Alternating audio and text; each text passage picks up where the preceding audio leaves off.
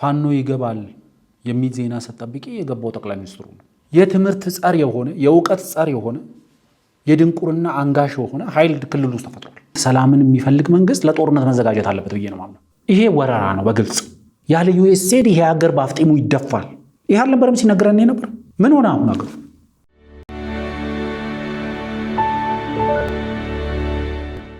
ሰላም ጤና ይስጥልን ተመልካቾቻችን፣ ይህ ብሪጅ ሚዲያ ነው። ከብሪጅ ሚዲያ ወቅታዊ ሀገራዊ ጉዳይ ላይ ትኩረት ያደረገው የዛሬው የዳሳ ፕሮግራማችን እነሆ የተለያዩ ጉዳዮችን አካቶ ወደ እናንተ መድረሱን ጀምሯል።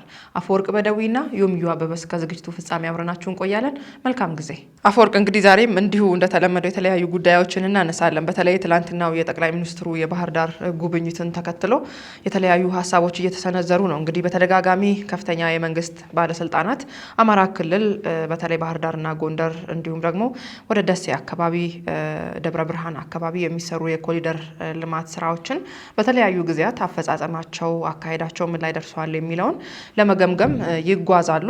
በዚህም እንግዲህ ትላንትና ጠቅላይ ሚኒስትር ዶክተር አብይ አህመድና ከፍተኛ የመንግስት አመራሮች በባህር ዳር ተገኝተው እነዚህኑ የኮሪደር ልማት ስራዎች ምን ላይ እንደደረሱ ጉብኝት አድርገው የራሳቸውንም ሀሳብ አስቀምጠዋል። ይህንን ተከትሎ እንግዲህ የተለያዩ ሀሳቦች እንደተለመደው በተለያዩ አቅጣጫዎች እየተሰነዘሩ ነው የሚገኘው። ሌላኛው ጉዳይ እንግዲህ የኢትዮጵያና የኤርትራ ጉዳይ ወደ ጦርነት ሊያመራ ይችላል አይችልም የሚል ድምዳሜ ላይ የደረሱም አሉ። ግምት ላይ ያሉ አሉ። አይ ጦርነቱ የቀጠናው ብቻ የሁለቱ ሀገራት ብቻ አይሆንም፣ የአጠቃላይ ቀጠና ውስጥ ሌሎች አካላትን ስቦ ያመጣል የሚልም ግምት የሚያስቀምጡ አሉ። እንግዲህ የትኛው ነው በትክክል ሊሆን የሚችለው የሚለውን ከሁኔታዎች ተነስተን እርግጠኛ የምንሆንበት ጉዳይ ለወደፊት ይኖራል ብዬ ተስፋ አድርጋለሁ። ሌላኛው ጉዳይ ደግሞ አየር ኃይላችን ጋር ተያይዞ እየተነሱ ያሉ ሀሳቦች አሉ። እንግዲህ አየር ኃይላችን ከምን ጊዜውም በላይ ዘምኖ በብቁ ባለሙያዎች በቅቶ ዘመናዊ ቴክኖሎጂዎችን ተላብሶ እያገለገለ እንዳለ ይታወቃል። ከዚህ ቀደም አየር ኃይሉ የነበረበትን ደረጃ ሁሉም ሰው የሚያውቀው ነው። አሁን ምን ላይ ያለ የሚለው ደግሞ ሌላ ገጽታ ይዟል። ይህንኑ ገጽታ ለማበላሸት ደግሞ እየተሰነዘሩ ያሉ ሀሳቦች አሉ። እነሱን ምን ተባሉ፣ በትክክል መሬት ላይ ያለው ሀቂያ ነው ወይ የሚለውን እናነሳለን። እንዲሁም ደግሞ ከዚህ ቀደም ጠቅላይ ሚኒስትሩ በፓርላማ ቀርበው ቤተ መንግስት ውስጥ ስለተገኘው ስለነበረው ወርቅ እንዲሁም ደግሞ አውጥተው ለብሔራዊ ባንክ እንዳስረከቡ ተናግረው ነበር። በጊዜው እንግዲህ ወርቁም የለም ውሸት ነው የሚልም የተለያየ ሀሳብ ሲነሳ ነበር። ዛሬ ደግሞ ከቆይታ ጊዜ በኋላ በወርቅ የተሰሩ ቁሳቁሶች ወጥተው እንደተሸጡ እንዲሁም በገንዘብም በግራምም ተቀምጠው መረጃውን አግኝተናል የሚሉ ደግሞ አካላት ይህንኑ እያነሱ ነው የሚገኙት። በዚህ ላይም የምናነሳው ሀሳብ ይኖራል። እነዚህን ሁሉ ጉዳዮች አንተም የራስህን ሀሳብ ትሰጥበታለህ። ከሚነሱት ጥያቄዎች ተነስተ የራስህንም ደግሞ ምናልባት ሳይነሱ የሚቀሩ ነገሮች ካሉም ሰፊ ማብራሪያ ትሰጥበታለህ ብዬ ተስፋ አደርጋለሁኝ። ወደ እነዚህ ሁሉ ዋና ጉዳዮቻችን ከመግባታችን በፊት ግን የትግራይን ጉዳይ እናንሳ። በተለይ በትላንትና ፕሮግራማችን ስለ ትግራይ ጉዳይ በደንብ አንስተናል። በተለይ አቶ ጌታቸው የጊዜያዊ መስተዳደሩ ፕሬዝዳንት ከሰጧቸው መግለጫዎች እየተሰነዘሩ ካሉ ሀሳቦች ተነስተን አንዳንድ የራሳችንንም ግምት አስቀምጠናል። ትላንትናም አቶ ጌታቸው ረዳ በሪዮት ሚዲያ ቀርበው ቆይታ አድርገዋል። በዛ ቆይታቸውም የተለያዩ ሀሳቦች ተነስተዋል። እንግዲህ አቶ ጌታቸው ሐሙስ ዕለት ከሰጡት መግለጫ ተነስተን ብዙ ነገር ግልጽ እንደሆነ እሳቸውም በብዙ ፈተና ውስጥ ሲሰሩ እንደነበረ በብዙ እንቅፋቶችን ብዙ ተግዳሮቶችን ችለው ሲያገለግሉ እንደነበረ እና የጊዜያዊ መስተዳደሩ የተቋቋመበትን ዓላማ ደግሞ ላለማሳካት እንዳይሳካ ደግሞ የራሱን ሚና ሲጫወት የነበረ ቡድን እንደነበረ ከእሳቸው ንግግር መረዳት ችለናል። እንግዲህ በብቃት ማነስ ነው እንዳትለው፣ አይ እንደዚህ በመሆኑ ነው እንዳትል፣ ህወሓትም ከእሳቸው ወጥቶ ያለው ሌላኛው የህወሓት አንጃ አካሄዱ ምን እንደነበረ እኛም በተለያዩ ጊዜያት ፕሮግራማችን ሰርተናል። አቶ ጌታቸው ረዳ እንግዲህ እሳቸው የቻሉትን ሁሉ አድርገዋል። አሁን ደግሞ ወጣቱም የትግራይ ህዝብ አጠቃላይ እንግዲህ ትልቁ ህወሓት አንድ የሚጠቀምበት እንደ መሳሪያ የሚጠቀምበት ለጦርነትም የሚያሟሙቀው የሚያዘጋጀውም ለጦርነት የሚያግደውም ወጣቱን ስለሆነ በዋናነት ወጣቱ ይሄንን ቡድን የዚህን ቡድን ፍላጎት የጦርነት አካሄድ እንዲያከስም ጥሪ አቅርበዋል። ባለፈውም የትግራይ ህዝብ እንዲያግዛቸው ከጎናቸው እንዲቆም የትግራይ ህዝብ ነው ኃላፊነት ያለበት ብሎ በመግለጫቸውም ተናግረዋል። እንግዲህ ለዚህ ግልጽ የሆነ አካሄድ ደግሞ አሁን በምናየው በተለይ በዚህኛው ህወሓት በኩል እየተሰነዘሩ ያሉ ሀሳቦች ብዙ ጊዜ ከህግ ማስከበር ጋር ከህገ መንግስት ጋር ከህግ ጋር የሚባል ነገር አለ እና እየወጡ አሁንም ስብሰባ እያደረጉ ነው ያሉት በየክልሉ ትግራይ ውስጥ። በስብሰባዎቻቸው ላይ የሚያነሷቸውም ሀሳቦች እንደ መካድ ተደርጎ ይነሳሉ። እነ ጌታቸውን እነ ጻድቃንን ስም እያነሱ ክደውናል። ባንዳ ከሚል ደግሞ አሁን እንግዲህ ቃላቱን እነሱ ስላሉት እንጠቀመው፣ ዲቃሎች ናቸው ለዚህ ሁሉ ችግር ውስጥ የከተቱን፣ ለዚህ ሁሉ ችግር የዳረጉን እነዚህ ዲቃሎች ናቸው ብለው ስም በመጥራት ሁላ የትላንትና አብሮ ሲዋጉ የድርጅታቸውን አካሄድና የድርጅታቸውን ፍላጎት ሲያሟሉ የነበሩ ግለሰቦችን ጭምር ለዛሬ ውጥንቅጥ ውስጥ እንደከተቷቸው አድርገው ሌላ አካል እየፈለጉ ወደ ሌላ አካል ከተጠያቂነት ለማምለጥ እያደረጉት ያለው እንቅስቃሴ እንዳለም በየስብሰባቸው በሚያደርጉት ንግግርና በሚያስተላልፉት መልእክት እየተረዳን ነው ያለ ነው። እንግዲህ ከዚህ ቀደም እንደምታስታውሰው ወጣቱ አጠቃላይ የትግራይ ሕዝብ በሚባል ደረጃ ከህወሓት ጎን ነኝ ብሎ በየስብሰባው የተለያዩ መልእክቶችን ሲያስተላልፍ እንደነበረ የሚታወስ ነው። በትግራይ ጦርነት ወቅት ከትግራይ ትግራይ ውስጥ ካለው ሁኔታ ተነስተን የኦሮሚያን የአማራን ክልልን ደግሞ ማየት ይቻላል። በተለይ ደግሞ አስታጥቀ ቀልበህ ደብቀ ተገን ሁነህለት ነገ ነፃነቴን ይሰጠኛል ወይም ደግሞ ከገባሁበት ቅርቃር ውስጥ ያወጣኛል ብለህ ያስታጠቀው ታጣቂ የደበቅከው ኃይል ተመልሶ አንተን መብላት እንደሚችል ተመልሶ አንተ ላይ መተኮስ እንደሚችል ትግራይ ውስጥ ያለው ሁኔታ በቂ ማሳያ ነው ብዬ ነው ማስበው። ምክንያቱም ትግራይ ውስጥ ወጣቶች ላይ ቃታ ወደ መሳብ ተዙሯል። መግረፍ፣ ማፈስ፣ ማሰቃየት ተጀምሯል። ይሄን የሚያደርጉት እንግዲህ ትላንትና በትግራይ ወጣትም በትግራይ ሕዝብም ጀግና ሲባሉ የነበሩት የቲዲኤፍ የሰራዊት አባላት ናቸውና እነዚህ ታጣቂ ኃይሎች የትግራይ ሕዝብ ላይ ቃታቸውን ማዞራቸው ሌላውም ቆም ብሎ እንዲያስብ ፍንጭ የሚሰጥ ነው ብዬ ነው እኔ በበኩሌ ማስበው። በተለይ አማራ ክልልም እንደምታየው ነው። አንተ ሌላ ቦታ ተገላሃል፣ ወለጋ ውስጥ ተገላሃል ብሎ ሞትን ቄው ድረስ የወሰደለት ኃይል ነው የተፈጠረው። አይ አንተ ልክ አይደለህም ብሎ ሲመክረው ደግሞ ቃታውን ወደሱ ስቦ እየረሸነ እየገደለ ተላላኪ ባንዳ እያለ የሚሰራውን ስራ እያየን ነው። ኦሮሚያ ውስጥም እንደዚሁ ነው። ከዛ ወገን ተቃራኒ የቆመውን ኃይል መግደል፣ ማሰቃየት፣ ቤተሰቡን ማስፈራራት ነገሮች አሉና ትላንትና የቀለብናቸው መጠለያ መጠጊያ የሆናቸው ኃይላት ተመልሰው እኛን መብላት እንደሚችሉ ማሳያ ነውና የአቶ ጌታቸውንም ሁኔታ ስታይ እንግዲህ ትላንትኛም ብለን ነበር ጀነራል ታደሰ ወረደ የጊዜያዊ መስተዳድሩ ፕሬዚዳንት ሆነው ተሹመዋል የሚል ወሬ በሰፊው ተነስቶ ነበር የሚለው ለእሳቸውም በጥያቄ መልክ ቀርቦላቸው ነበር። እስካሁን ማህተቡን እጅ ነው ያለው። እስካሁን እኔ ነኝ የጊዜያዊ መስተዳድሩ ፕሬዚዳንት ብለዋል። እንደው አጠቃላይ የአቶ ጌታቸውን ንግግር እስካሁን ድረስ ከሐሙሱ መግለጫ ለዲፕሎማቲክ ማህበረሰቡን ካስተላለፉት መልእክት ተነስተ ትላንትናም ከቴዲ ጋር ህይወት ሚዲያ ላይ ካደረጉት ንግግር ተነስተ ያለባቸውን ጫና ተቋቁሞ እዚህ ድረስ ደርሰዋል። ከዚህ በኋላ በዚህ መስተዳደር ውስጥ ይቀጥላሉ አይቀጥሉም? ቢቀጥሉስ እንደዚህ አይነት ጫናዎችን የመቋቋም ሁኔታዎች ይኖራሉ ወይ? ከንግግራቸው ምን ተረዳ? አብዛኛው ያብራሯቸው በተለይ በአዲስ አበባ ከመጡ በኋላ በሸራተን አዲስ የሰጡት መግለጫ ነበርና በዛ ሰዓት ላይ ያነሷቸውን ነገሮች ነው።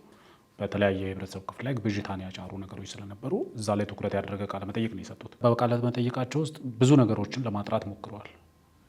ብዙ ነገሮችን በቸልተኝነት ሲያልፉ እንደነበረ፣ ብዙ ነገሮችን ለመቻል ተብሎ ሲታለፉ እንደነበረ፣ ብዙ ስህተቶች እንደሚሰሩ፣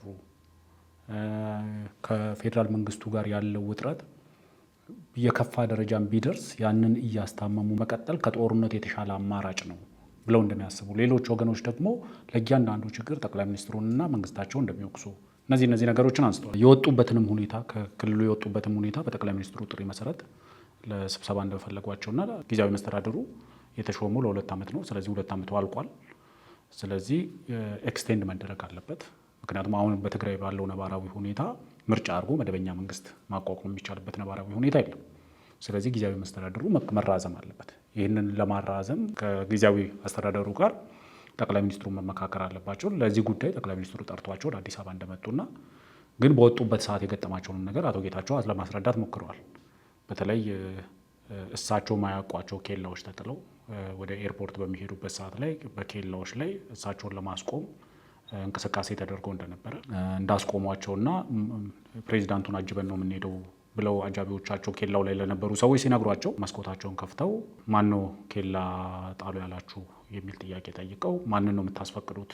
እኔ እኮ ፕሬዚዳንት ነኝ ብለው ይህንን በተናገሩበት ሰዓት እንደከፈቱላቸውና ጥለው እንደሄዱ፣ ከኋላ ግን ያንን ኬላ ሲያስተባብሩ ከነበሩ ወታደሮች አዛዥ የሆነ ሰው በፓትሮል እንዳተከተላቸው፣ ግን ወደ ኤርፖርቱ ለመግባት የፌዴራል ኃይሎች ስለሆኑ ኤርፖርቱን የሚጠብቀው መቀሌ ያለውን ኤርፖርት ከእነሱ ጋር ግጭት ውስጥ ሊገባ የሚችልበት እድል የሚፈጠር ስለሆነ ያ ደግሞ ሌላ ኮንሲኩዌንስ ስለሚኖረው በሚል እንደተመለሱ ያ የኃይል አዛዥ የነበረው ሰውዬ ደግሞ በተደጋጋሚ ከተለያዩ ሰዎች ጋር ተደዋውሎ ሌሎቹንም ይዞ ነው እሱ ብቻውን የወጣው እያለ ሲጠይቅ እንደነበረ እንደዚህ አይነት ነገሮችን አንስተዋል፣ የነበረውባቸውን ውጥረት።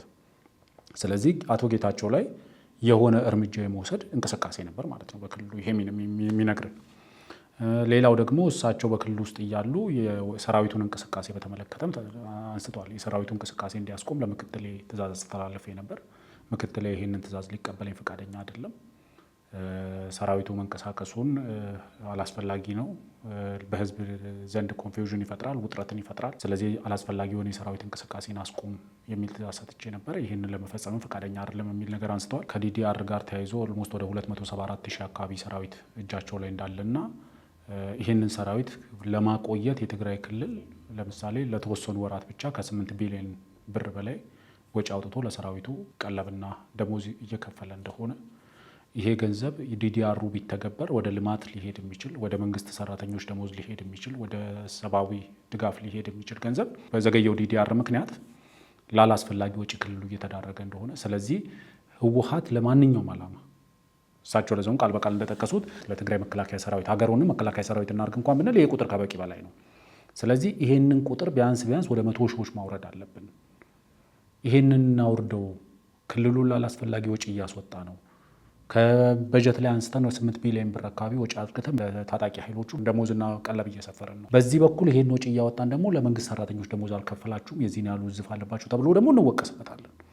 ስለዚህ እነዚህ ነገሮችን ለማንሳት ሞክረዋል። የፌዴራል መንግስቱን ጣልቃ ገብነትንም በተመለከተ እንዴት ለፌዴራል መንግስቱ ጣልቃ እንዲገባ ጥሪ ያቀርባሉ የሚል ነገርም ተነስቶላቸው ነበር። እኔ በይፋ ፌዴራል መንግስቱ ወታደራዊ ጣልቃ ገብነት ያሳያል አልኩም። ያልኩት የፌዴራል መንግስቱ የጊዜያዊ አስተዳደሩ ባለድርሻ ነው፣ ባለቤት ነው። ስለዚህ በሌላው የጊዜያዊ አስተዳደሩ ባለቤት በሆነ ወገን በተናጠል በሚደረግ ውሳኔ የጊዜያዊ አስተዳደሩ ስራ እየተደናቀፈ ነው። ስለዚህ ያኛው ወገን ይሄን እንቅስቃሴ ሲያደርግ ይሄንን እንቅስቃሴ ማስቆም የሚችለው ደግሞ ፌዴራል መንግስቱ ነው። ፌዴራል መንግስቱ ከጦርነት አማራጭ ከወታደራዊ አማራጮች በመለስ ያሉ ነገሮችን መሰረት አድርጎ ይሄን እንቅስቃሴ ለማስቆም ድጋፍ እንዲያደርግ ነው የጠየቅኩት የሚል ነገር አንስተዋል። ቅድም አንቺ እንዳነሳሹ በወጣቶቻቸው በደጋፊዎቻቸው ላይ ከፍተኛ እምነት እንዳላቸው፣ በትግራይ ክልል ውስጥ የእሳቸው የፈጠሩት ለውጥ እንዳለ፣ በተለይ የህዝቡን የአስተሳሰብ ነፃነትን ለመጠበቅ እንደ ምሳሌ ያነሱት የጊዜያዊ መስተዳድሩ ምክትል ፕሬዚዳንት የሆኑት ጀነራል ታደሰ ወረደ በተገኙበት ስብሰባ ላይ እንዴት ጌታቸውን መግደል አልቻላችሁም? እንዴት አንድ ሰው መግደል ያቅታችኋል? እየተባለ እየተነገረ ይሄንን እንኳን ማስቆም አልቻሉም። እንዴት እንደዚህ ይባላል እንኳን የሚል ሰው አልነበር። የእኔ አስተዳደር ግን ይሄ እየተባለ በህይወት መኖር የሚቻልበት ፖለቲካል ኢንቫይሮንመንት መፍጠር እንደሚቻል፣ ይሄን የሚናገሩ ሰዎች በነፃነት መንቀሳቀስ እንዲችሉ ምንም አይነት ጫና ፖሊስ ወይም ደግሞ የጸጥታ ወይም ደግሞ የፍርድ ቤት የምናምን ጫና ውስጥ አልገባንም። ሰው ሀሳቡን በነፃነት የሚገልጽበትን ነባራዊ ሁኔታ ፈጥረናል። ከኔ በተቃራኒ የቆሙ ኃይሎች ደግሞ ያለ ስልጣን መኖር የሚችሉ አይደሉም። ብቸኛና ብቸኛ ታርጌታቸው ስልጣን ነው። በተደጋጋሚ እኛ እዚህ ቤት ስንል የነበሩ ማለት ነው። ያለ ስልጣን ያለ ጦርነት መኖር የማይችል ኃይል ነው ኃይል ስንል እንደነበረ እሳቸው የሚያነሱት ያለ ስልጣን መኖር አይችልም። ስለዚህ ብቸኛው የሚያስበው የትግራይ ህዝብ ህልውና የተፈናቀሉ ዜጎቻችን ምናምን ጉዳይ አይደለም። የሚያሳስባቸው ስልጣንና ስልጣን ብቻ ነው። በዚህ ቅድም አንቺ እንዳነሳሽውም በተደጋጋሚ ሲባል የነበረው የጀነራል ታደሰ ወረደ ፕሬዚዳንት ሆኖ ተሾመዋል የሚለው ወሬ እሳቸው አይ እኔ የማውቀው ነገር የለም፣ ከመጣው በኋላ ከጠቅላይ ሚኒስትሩ ጋር ተገናኝቻለሁ፣ ያለውን ነባራዊ ሁኔታ ላይ ሀሳብ ተለዋውጠናል። ስለዚህ የባለፉ 2 ዓመታት ጉዞዎቻችንን ምን ነበሩ የሚለውን በጋራ እንገመግማለን ብሏል። በጋራ ማለት ደግሞ እኔም በተገኘሁበት የጊዜያዊ መስተዳድሩ ፕሬዚደንት፣ የካቢኔ አባላቶች በተገኙበት ጊዜያዊ አስተዳደሩ ሲቋቋም ደግሞ ባለድርሻ የሆኑ አካላት በተገኙበት፣ ይሄ ማለት እንግዲህ ተቃራኒ የሆኑት የነ ዶክተር ደብረጽዮን ቡድንም የተሳተፈበት የጋራ ግምገማ አካሄደን ማራዘም የሚቻልበት የጊዜያዊ አስተዳደሩን ማራዘም የሚቻልበት ሁኔታ ይኖራል ብዬ ተስፋ አደርጋለሁ የሚል ነገር አንስተዋል።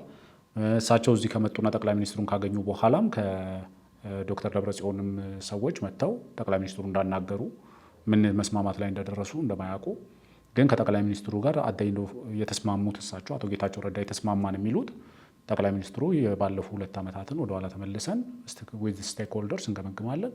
ወደፊት ምን ማድረግ እንዳለብን ደግሞ ለ6 ወር ይራዘም ምናምን የሚለውን ዲስከስ እናደርጋለን የሚል ነገር ላይ እንደደረሱ አንስተዋል።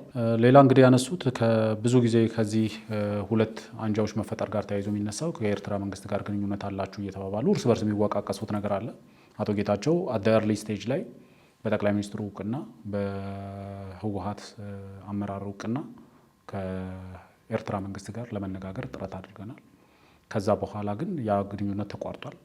እኛ ካቋረጥን በኋላ ግን ያንን ግንኙነት ጥቂት የፖለቲካና የወታደራዊ አመራሮች ተጽዕኖ መፍጠር የሚችሉ ተጽዕኖ ፈጣሪ የሆኑ የፖለቲካና የሚሊተሪ አመራሮች ከኤርትራ መንግስት ጋር ግንኙነት እያደረጉ እንደሆነና አሁን እያደረጉት ያለው እንቅስቃሴ ደግሞ በሻዕቢያ መንግስት መተማመን አይነት እንደሆነ እና የሻዕቢያ መንግስት አንድ ነገር ጠይቋቸዋል ነው የሚሉት እሳቸው። በበቂ ማስረጃ አስደግፌ ማቅረብ ስለምችል ነው የምናገረው እና ለጋዜጠኛውም ያሉት በተደጋጋሚ ማስረጃው እንዲያቀርቡ በባለፈውም ጊዜ እነሱ ይካዱ አላችሁ ግንኙነት አላችሁ ምንል ሰዎች ማስረጃ እናቀርባለን ብላችኋል። ስለዚህ ዛሬ ለምን ማስረጃ አታቀርቡ የሚል ጥያቄ ሲጠይቃቸው 2 ሳምንት ጊዜ ይስጠኝ፣ ምክንያቱም ተንጀብል የሆነ ተጨባጭ የሆነ ማስረጃ አለን የሚል ነገር አንስተዋል። እና አንድ ተልዕኮ ወስዷል ነው እሳቸው በዚህ እንትናቸው ላይ የተናገሩት። የኤርትራ መንግስት ለመተማመኛ የሆነኝ ዘንድ ጊዜያዊ መስተዳድሩ ላይ እርምጃ ወስዳቸው አሳዩኝ ብሏቸዋል። ስለዚህ አሁን ከሰሞኑ ያደረጉት እንቅስቃሴ ጊዜያዊ አስተዳደሩ ላይ ተጽዕኖ ማድረግ እንደሚችሉና ማስወገድ እንደሚችሉ ያለ ጠቅላይ ሚኒስትሩ ድጋፍ እንቅስቃሴ አድርገው መወሰድ እንደሚችሉ ያሳያል የሚል ነገር ነው ያነሱት። ትንሽ ወደ ኋላ ሄድ ብለን ሪዮት ላይ ከጋዜጠኛ ቴዎድሮስ ጋር ቆይታ ያደረጉት አቶ አማኑኤል አሰፋ የጊዜያዊ መስተዳድሩ የስልጣን ዘመን ይራዘማል የሚለው ነገር ላይ ድጋፍ እንደማይደግፉ አይነት ነገር ሲናገሩ ነበር። ከእንደገና ጊዜያዊ አስተዳደር ይራዘማል ብዬ ምናምን የሚል የተወሰነ ወደ ኋላ መንሸራተት ነገር አይቻለሁ።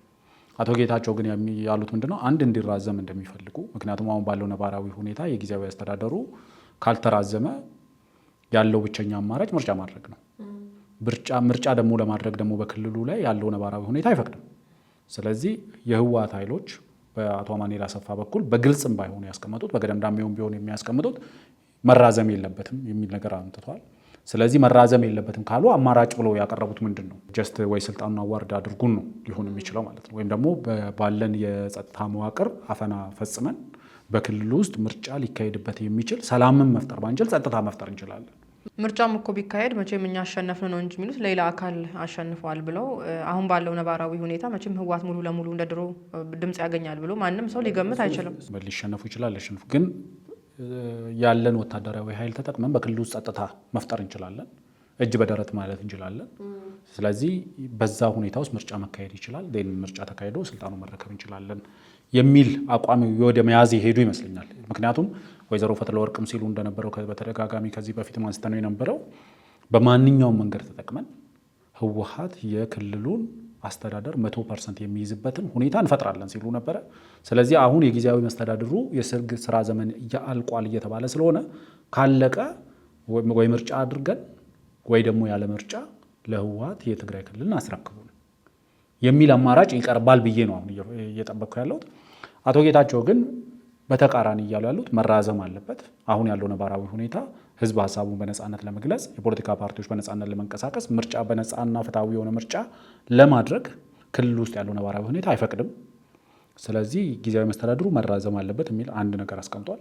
ሁለተኛው ደግሞ አቶ ጌታቸው ያነሱት ምንድነው ሪሼፕ መደረግም አለበት፣ መፈወዝ አለበት። ጊዜያዊ አስተዳደሩ አሁን ባለበት መንገድ መቀጠል አይችልም። ሞር ኢንክሉሲቭ ማድረግ ያስፈልጋል።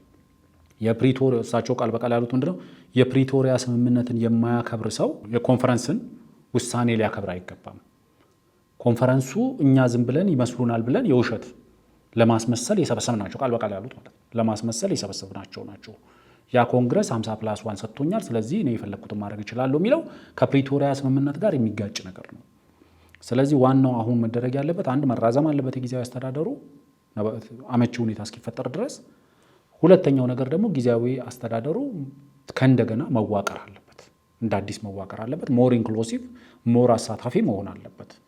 ህወሓት 50.1 ምናምን የሚለውን ነገር መተው አለበት የሚል ነገር እና ጠቅላይ ሚኒስትሩ በተደጋጋሚ የብልጽግናን ድርሻ ምሁራን አስገቡበት፣ የብልጽግናን ድርሻ ሌሎች ፓርቲዎችን አስገቡበት ነው እንጂ ያሉን እኛ +1 እንድንወስድበት አልፈቀዱልንም የሚል ነገርም አንስቷል። እንግዲህ ከሞላ ጎደል ያቶ ጌታቸው ይሄንን ነው ያነሱት። ወደ ባህር ዳሩ ጉዳይ እንሂድ። ትላንትና ቀደም ሲል በመግቢያችን እንደገለጽ ነው ጠቅላይ ሚኒስትር ዶክተር አብይ አህመድ ባህር ዳር የኮሪደር የልማት ስራዎችን ለመጎብኘት ከከፍተኛ የመንግስት አመራሮች ጋር ተገኝተው ነበረ። እንግዲህ ከዚህ ቀደምም ጠቅላይ ሚኒስትሩ ባህር ዳር ከመጣ አፍነን ከበን እንይዘዋለን አይወጣም ሲሉ የነበሩ ሰዎች ዛሬ በትላንቱ ጉብኝት የተለያየ ሀሳብ እየሰነዘሩ ነው ያሉት። ከዚህ ቀደም ከምናውቀው ሀሳብ ለየት የሚያደርገው ደግሞ በተለይ ጠቅላይ ሚኒስትሩ አንደኛ በጠቅላይ ሚኒስትሩም ሊጎበኝ የሚችልበት ደረጃ ላይ አይደለም የኮሪደር ልማቱ ማንም ቢጎበኘው የሚል ነገር ይነሳል። በተለይ አንድ ሚዲያ ላይ ውይይት ተደርጓል። ከዛ ውይይት በፊት በሌሎችም የፋኖ ደጋፊዎች በሶሻል ሚዲያ ፕላትፎርም ላይም እንዲሁም ሲሰነዘሩ የነበሩ ሀሳቦች አሉ።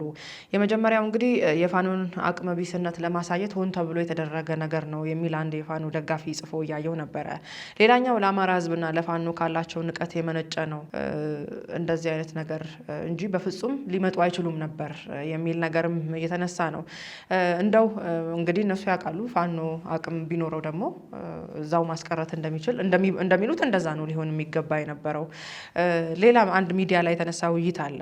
በተለይ ደግሞ እንግዲህ አማራ ክልል ከዚህ ቀደም በሚሊዮን የሚቆጠሩ ተማሪዎች ወደ ትምህርት ቤት እንደማይሄዱ ክልሉም በትምህርት ቢሮ በኩል አሳውቋል። እኛም እሱን አምተን እዚህ ቤት ብዙ ተወያይተንበት ነበር። ነገር ግን እነዛ ልጆች ትምህርት ቤት ላለመሄዳቸው ተጠያቂ የሚያደርጉት አሁንም መንግስትን ነው፣ የታጠቀውን ኃይል አይደለም። በየትምህርት ቤቱ ስብሰባ እያደረገ ዴክሶች አውጥቶ ጫካ ላይ ይዞ ሄዶ ስብሰባ የሚያደርግን ኃይል ከመናገር ይልቅ መንግስት ላይ የማሳበብ በየጤና ጣቢያው እየገባ ፎቶ ሲነሳ የእንትን ክፍለ ጦር ላቦራቶሪ ክፍል ነው ሲል መንግስት ለምን አይመታውም? የመንግስትን አቅመ ቢስነት ለማሳየት እንደዚህ አይነት ድርጊቶችን ሲያደርግ ነበር ፋኖ። በተለያዩ ሚዲያዎች ላይ እነዚህን ምስሎችና ቪዲዮዎች ሲለቀቁ ጀግናው ምናምን ተብሎ ሲወዳደሱ ነበር። ዛሬ ግን ያ ሁሉ ተጠቅልሎ መጥቶ ወደ መንግስት ዞሯል። መንግስት ልጆች ትምህርት ቤት ሳይሄዱ ሳይማሩ ተፈናቃዮች በተለይ ደብረ ብርሃንን ያነሳሉ።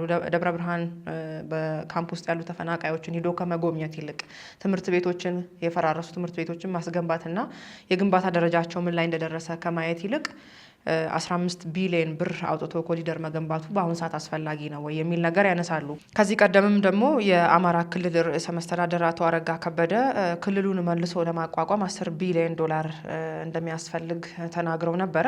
ይህንን የሚያነሱና ይህ ሁሉ ባለበት ሁኔታ ጠቅላይ ሚኒስትሩ ለኮሪደር ምን ሊፈይድ ነው ይህን ሁሉ ብር የሚያወጣው የሚል ነገር ያነሳሉ። እንግዲህ በአንድ በኩል ታጣቂ ታደራጃለ፣ ትረዳለ፣ ገንዘብ ታዋጣለ፣ በለው ትሏለ፣ በሚዲያ ፕሮፓጋንዳ ስትነዛለት ብለ እሱ ሲያጠፋ ደግሞ እሱ ያጠፋውን በአንድ በኩል እንዳይወድም ካረክ በኋላ የወደመውን ደግሞ መንግስት ለምን አልሰራም ወደሚል የማምጣት ነገር ታይቷል። 60% የሚሆን የክልሉ ህፃናት ትምህርት ቤት አይሄዱ፣ ተቋርጧል ትምህርት። ይሄንን በተለያየ ማህበራዊ አገልግሎት ብናየው ያው 60% ነው ማለት ነው። 60% ጤናም የለም ማለት ነው። 60% የጤና አገልግሎት የለም ማለት ነው። ኢኮኖሚ ተዛብቷል እና ጥይት ነው የሚዘንበው በምድሪት በዛ ክልል ውስጥ እና በዚህ ውርጅብኝ ውስጥ በዚህ የጥይት ዝናብ ውስጥ ኮሪደር መጎብኘት ምንድነው ነው ትልቁ ጥያቄ። ምን አይነት አንገብጋቢ ፕሮጀክት ነው ማለት ነው ይሄ ነገር? ደግሞ የሳይክል መንገድ ነው እንግዲህ እንደምናየው በባህር ዳር ከተማ ዳርዳሩን የሳይክል መንገድ ተሰርቷል። እሱን እንትን ለማድረግ ነው ሄደው ለማሳየት ዘና በሉ ለማለት ነው። ይሄስ ምንድነው የሚያስተላልፈው ነገር ለአማራ ህዝብ? ምንድነው መልእክቱ ማለት ነው? አሁን የአማራ ህዝብ ይሄን በቴሌቪዥን ሲያይ ምንድነው የሚሰማው? እነሱስ ምንድነው የሚፈልጉት? ታርጌታቸው ምንድነው? በእርግጥ ለፈውስ ነው ወይ ስለ ልማት እንዲያስብ ነው? የአማራ ህዝብ ልማት ለምቶልኛል ተስፋ እንዲያደርግ ማለት ነው። እንግዲህ ተስፋ እንዲታየው፣ ብርሃን እንዲታየው፣ ልማት እንዲታየው ለማገዝ ነው ወይ ስሜቱን ለመጉዳት ነው? የአማራ ህዝብ እንደዚህ የሚያደርጉት ትምህርት ቤቶች ደቀዋል እንደምታውቀው። ደብረ ብርሃን በጣም ብዙ ተፈናቃይ ነው ያለው። አንድ መሪ የሀገሪቱ መሪ እነዛን የተፈናቀሉ ሰዎች ሄድ ብሎ አይዟችሁ ይሄ ጊዜ ያልፋል፣ ቢያንስ ወደምትሄዱበት ቦታ እንድትሄዱ ሁኔታዎችን ያመቻቸን ነው ያለ ነው። አሁንስ እንዴት ነው ምግብ አንሷችኋል ወይ ምናምን አይባልም። ያንን የአማራ ህዝብ የሚጠይቀው በዚህ ሰዓት የሚጠብቀው የፈራረሱ ክሊኒኮችን ጎብኘት አድርጎ ያንን ፕሮጀክት መከታተል ነው ያለበት። የጠቅላይ ሚኒስትሩ ፕሮጀክት ክትትል አማራ ክልል ውስጥ የፈረሱ ማህበራዊ ተቋማት በምን ያህል ፍጥነት እየታደሱ ነው የሚለው አልነበረም ወይ? አንገብጋቢ ነገር ነው ለዛ ህዝብ። ይሄን ሁሉ በማንሳት እንግዲህ ለአማራ ህዝብ ካላቸው ንቀት ነው የሚል ነገር ተነስቷል። ጠቅላይ ሚኒስትሩ አማራ ክልል ሲገቡም ይላሉ እንግዲህ ብዙ በሜካናይዝድ ጦር በአየር በመሬት ተከበው ነው ተናግረው ሹልክ ብሎ የወጡት ይላሉ። በተለይ ደግሞ በዚህም አቶ ዳንኤል ክብረት የጻፉት ጽሁፍ ነበር። እንግዲህ እሳቸው በሚጽፉት ጽሁፍ ብዙ ጊዜ እዚህ ሰፈር ላይ ግርግርና ለቅሶ ሲነሳ እናያለን። የእሳቸውንም ጽሁፍ አምጥተው ወደዚህ ብዙ ነገር ተናግረውበታል። በከፍተኛ ወታደራዊ ጥበቃ ከሰማይ ከምድር በከፍተኛ ሜካናይዝድ የተጠበቀ የተፈጸመ ጉብኝት ነው። ይሄ ጉብኝት በነፃ አይደለም ይላል። ያ እንግዲህ ማለት በዚህ ውስጥ ተጠብቆ ነው እንጂ መምጣት አይችሉም የሚል አንድምታ ለማስያዝም ይመስለኛል። እንግዲህ እንደምታውቀው ሰራዊቱ አማራ ክልል ላይ የለም ጨርሰነዋል፣ ደምስሰነዋል የሚለው ኃይል በሌላ በኩል ደግሞ ይመጣና ሰራዊቱ ባይኖር ኖሮ እንደዚህ እናደርግ ነበረ፣ ግን መከላከያው በዚህ ከቦት በዛ ከቦት የሚል ነገር ይነሳል። እንደው አጠቃላይ የእነዚህን ሰዎች ውይይት አንድ ላይ አሰባስበ አንተም የራስን ሀሳብ እንድትሰጥበት ተፈናቃዮች በቀያቸው እንዳይኖሩ እንዳይሰሩ ሰርተው እንዳይበሉ ልጆቻቸውን እንዳያስተምሩ የፖለቲካ ቁማር ከሰራህባቸው በኋላ ታጣቂ ቡድን አደራይተ በእነሱ ስም እንዲነግድ ካደረክ በኋላ በምንስ ሞራልና በምንስ አቅም ተነስተ ነው እንደዚህ አይነት ሀሳቦችን መሰንዘር የመጣው? ይሄስ እንደዚህ ወደ መንግስት ማላከክ ወደ ሌላኛው አካል ማምጣት እነዚህን ሰዎች ከተጠያቂነት ያድናል ወይ እያደረጉት ያለው እንቅስቃሴ? ምክንያቱም በአንድ በኩል ለምን ኮሪደር ተሰራ፣ ኮሪደሩ ላይ የነበረው ብር ተፈናቃይ ላይ መፍሰስ ነበረበት ይልህና በአንድ በኩል ደግሞ ሌላ ተፈናቃይ ሲያፈናቅል ክልል ውስጥ የአማራ ህዝብ ገበሬው እንዳያርስ እያደረግ ታጣቂው በየገበሬው ቤት እየተደበቀ በየቤተ ክርስቲያኑ እየተደበቀ አይተናል። እነሱም እዚህ ቪዲዮ ላይ ያስገቡት ሰሞኑን ፋኖ በጣም ተጠናክሮ ወጥቷል። ባህር ዳር አካባቢም ህዝቡን ሲሰበስብ ነበር ብሎ ቤተ ክርስቲያን ውስጥ ህዝብ ሰብስቦ ሲያናግሩ ቪዲዮ ሲያሳዩ ነበረ። በአንድ በኩል ቤተ ክርስቲያን ውስጥ ጥቃት ደረሰ፣ የቤተ ክርስቲያን ለማውደም ነው ተብሎ ወደ ሃይማኖት ይወሰድና ግርግር መፍጠሪያ ይደረጋል። በሌላ በኩል ደግሞ ቤተ ክርስቲያን ውስጥ ተሰብስበ ስብሰባ ስታደርግ ህዝቡን ስታነሳሳ ደግሞ ይታያል። እንደዚህ አይነት ነገሮችን ራስ እያሳየክ ራስ መልሰ ይህንን ለቅሶ እያመጣ መሄድስ ይቻላል ወይ? መታወቅ ያለበት ጠቅላይ ሚኒስትሩ ወደ ባህር ዳርም ሲሄዱ ወይም ወደ ጎንደር አካባቢ እንቅስቃሴ ሲያደርጉ የመጀመሪያቸው አይደለም። የጦርነት ከተጀመረ ጊዜ ጀምሮ ዋናው መሰረታዊው ነገር አንድ መንግስት በአንድ ሀገር ውስጥ መደበኛ ስራዎች የሚባሉ ነገሮች አሉ። ለምሳሌ በእነዚህ ሰዎች ጭንቅላት ውስጥ ብዙ ጊዜ የሚሳሳቱት ነገር መንግስት ሁሉንም ትኩረት እንዲሰጣቸው ይፈልጋሉ። ልማት አቁሞ፣ እርሻ አቁሞ፣ መንገድ ስራ አቁሞ፣ ትምህርት ቤት ግንባታ ምናምን ኤኒ ነገር አቁሞ ስለ ጦርነትና ስለ ጦርነት ብቻ እንዲሰራ ነው የሚፈልጉት። የመንግስት የዕለት ተዕለት ተግባራት አሉ። ጠቅላይ ሚኒስትሩ የሀገረ መንግስቱ መሪ ናቸው። ስለዚህ እንደ መሪ እያንዳንዱ የሀገሪቷ ክፍል ላይ በፌዴራል መንግስቱ እየተተገበሩ ያሉ ፕሮጀክቶችን የመከታተል ግዴታ አለባቸው። አንደኛው መታወቅ ያለበት ይሄ ነው። ሁለተኛው ነገር እዛ አካባቢ ላይ ለምሳሌ ጠቅላይ ሚኒስትሩ በባለፈው ሳምንት በምስራቁ የኢትዮጵያ ክፍል ከባሌ ጀምረሽ ሀረርጌ፣ ሀረር ክልልን ይዘሽ ድሬዳዋ እያደረጉ ነው ጉብኝት ሲያደርጉ ነበር። እነዚህ ጉብኝቶች አብዛኛውን ያደረጉት በኮሪደር ልማቱና ከከተማ የከተሜነት ኢንፍራስትራክቸር ጋር የተያያዙ ጉብኝቶችን ነበር ሲያደርጉ የነበሩት። አሁን ወደ ሰሜን ሲመጡ እንዴት ይመጣሉ የሚል ጫጫታ ተፈጥሯል። አንደኛው ነባራዊ ሁኔታ በብዙ መንገድ እነሱ 90% የሀገሪቷን ኢንጀነራል ሲደመር ሁሉ የኦሮሚያም ያለው የታጠቀ ኃይል፣ አማራ ክልልም ያለው የታጠቀ ኃይል፣ ሌላ አካባቢ ያለ የሚባል የታጠቀ ኃይል እየተደመረ የሀገሪቷ ከከተማ ውጭ መውጣት አይችሉም፣ የትም መሄድ አይችሉም፣ መንቀሳቀስ አይችሉም። ቅድም አንቺ እንዳነሳሽው ባህር ዳር ከመጡ ጎንደር ከመጡ እንደዚህ እናደርጋለን እየተባለ ነበረ። ስለዚህ መምጣታቸው ከፍተኛ የተሸናፊነት ስሜት ፈጥሮባቸዋል። ጠቅላይ ሚኒስትሩ በሀገሪቷ ውስጥ በተለያዩ አካባቢዎች ላይ ሄደው ሲንቀሳቀሱ ለነዚህ አይነት 90% 80% ክልሉን 90% ሀገሪቷን ምናምን የታጠቁ ኃይሎች ተቆጣጥሮታል ለሚለው ኃይል ኦልሞስት የተሸናፊነት ስሜት ፈጥሯል። እነዚህ አሁን የምታያቸው ሰዎች ጠቅላይ ሚኒስትሩ በየሳምንቱ የፌዴራል መንግስቱ የስራ ኃላፊዎች፣ ሚኒስትሮች በሳምንት 1-2 ሚኒስትር ጎንደርና ባህር ዳር ይመላለሳል ይላሉ። ይህን ያውቃሉ። ቅዳሜ አካባቢ የተሰራ አንድ ዜና እያየው ነበረ። በተለያዩ አካባቢዎች ላይ ባህር ዳር እንደምሳሌ አንስቶ ባህር ዳር ላይ ቅዳሜ ምሽት ወረቀት ተበትኖ ነበር። ፋኖ ተሽከርካሪም ሆነ የባጃጅ እንቅስቃሴ እንዲቋረጥ ጥቃት ሊሰነዝር ይችላል ተብሎ ቅዳሜ ወረቀት ስለተበተነ እሁድ ምሽቱን ሙሉ ለሙሉ ከተማዋ ጭር ብላ እንዳመሸች የሚሉ ጽሁፎችን ሲሰሩ ነበር። ቅዳሜ እሁድ እንደዚህ አይነት ዘገባዎችን ማየት ይቻላል።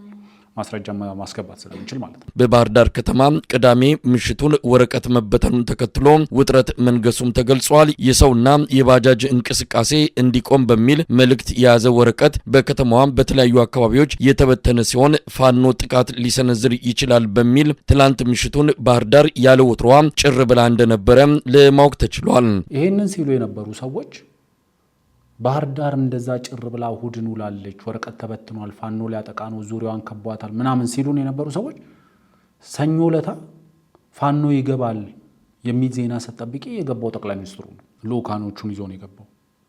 መግባት ብቻ አይደለም፣ በነፃነት ነው ከተማው ላይ የተንቀሳቀሰባቸው። እንግዲህ ሞቃዲሾ ላይ ሄዶ ጉብኝት ሲያደርግ እንደው አልሸባብ በገላገለን ሲሉ የነበሩ ሰዎች ወረቀት ተበትኗል። በተለያዩ የከተማዋ ክፍሎች ወረቀት ሲበትኑ የነበሩ ሰዎች ነበሩ። ፋኖ ጥቃት ሊሰነዝር እንደሚችል እንቅስቃሴዎች እንዲቋረጡ ምናምን የሚል ወረቀት ተበትኗል ሲሉ የነበሩ ሰዎች መቋቋም ያልቻሉት ሽንፈት የፋኖን ዜና ሲጠብቁ ጠቅላይ ሚኒስትሩ መግባቱ ለስብሰባ ብቻ ሳይሆን ለመስክ ጉብኝቱ መሆኑ፣ በከተማዋ ውስጥ በነፃነት ብስክሌት ሲያሽከረክር መገኘቱ፣ እነዚህ ነገሮችን ያመጣብሻል።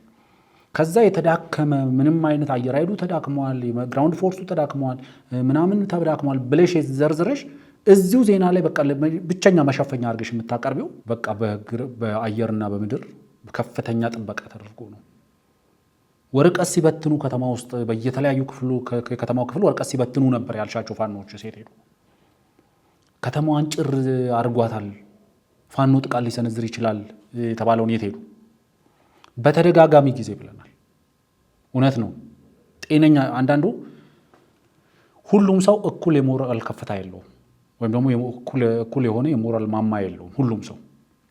እነዚህ በአፋቸው ወጥተው ትምህርት ከነፃነት በኋላ ነው ትደርሱበታላችሁ ሲሉ የነበሩ ሰዎች ትምህርት ቤት ነው መገንባት ያለበት በአማራ ክልል። ከጥቂት ጊዜ በፊት የክልሉ የተለያዩ ምሁራን ተሰብስበው የአማራ ክልል ሪቢውልድ ለማድረግ መንግስትና የተለያዩ ምሁራን ተሰብስበው የአማራ ክልል መልሶ ግንባታ ይህን ያህል ቢሊዮን ብር ያስፈልገናል ሲባል እነዚህ ሰዎች ቀርበው ምንድን ነው ያሉት? ጦርነቱ መቼ አለቀና ጦርነቱ አልቋል ብለው ሳይኮሎጂካል ጫና ለመፍጠር ነው ይሄን የሚሉት እንጂ ጦርነቱ ባላለቀበት ሁኔታ መልሶ ግንባታ ነው የሚካሄደው ይሉ ነበር።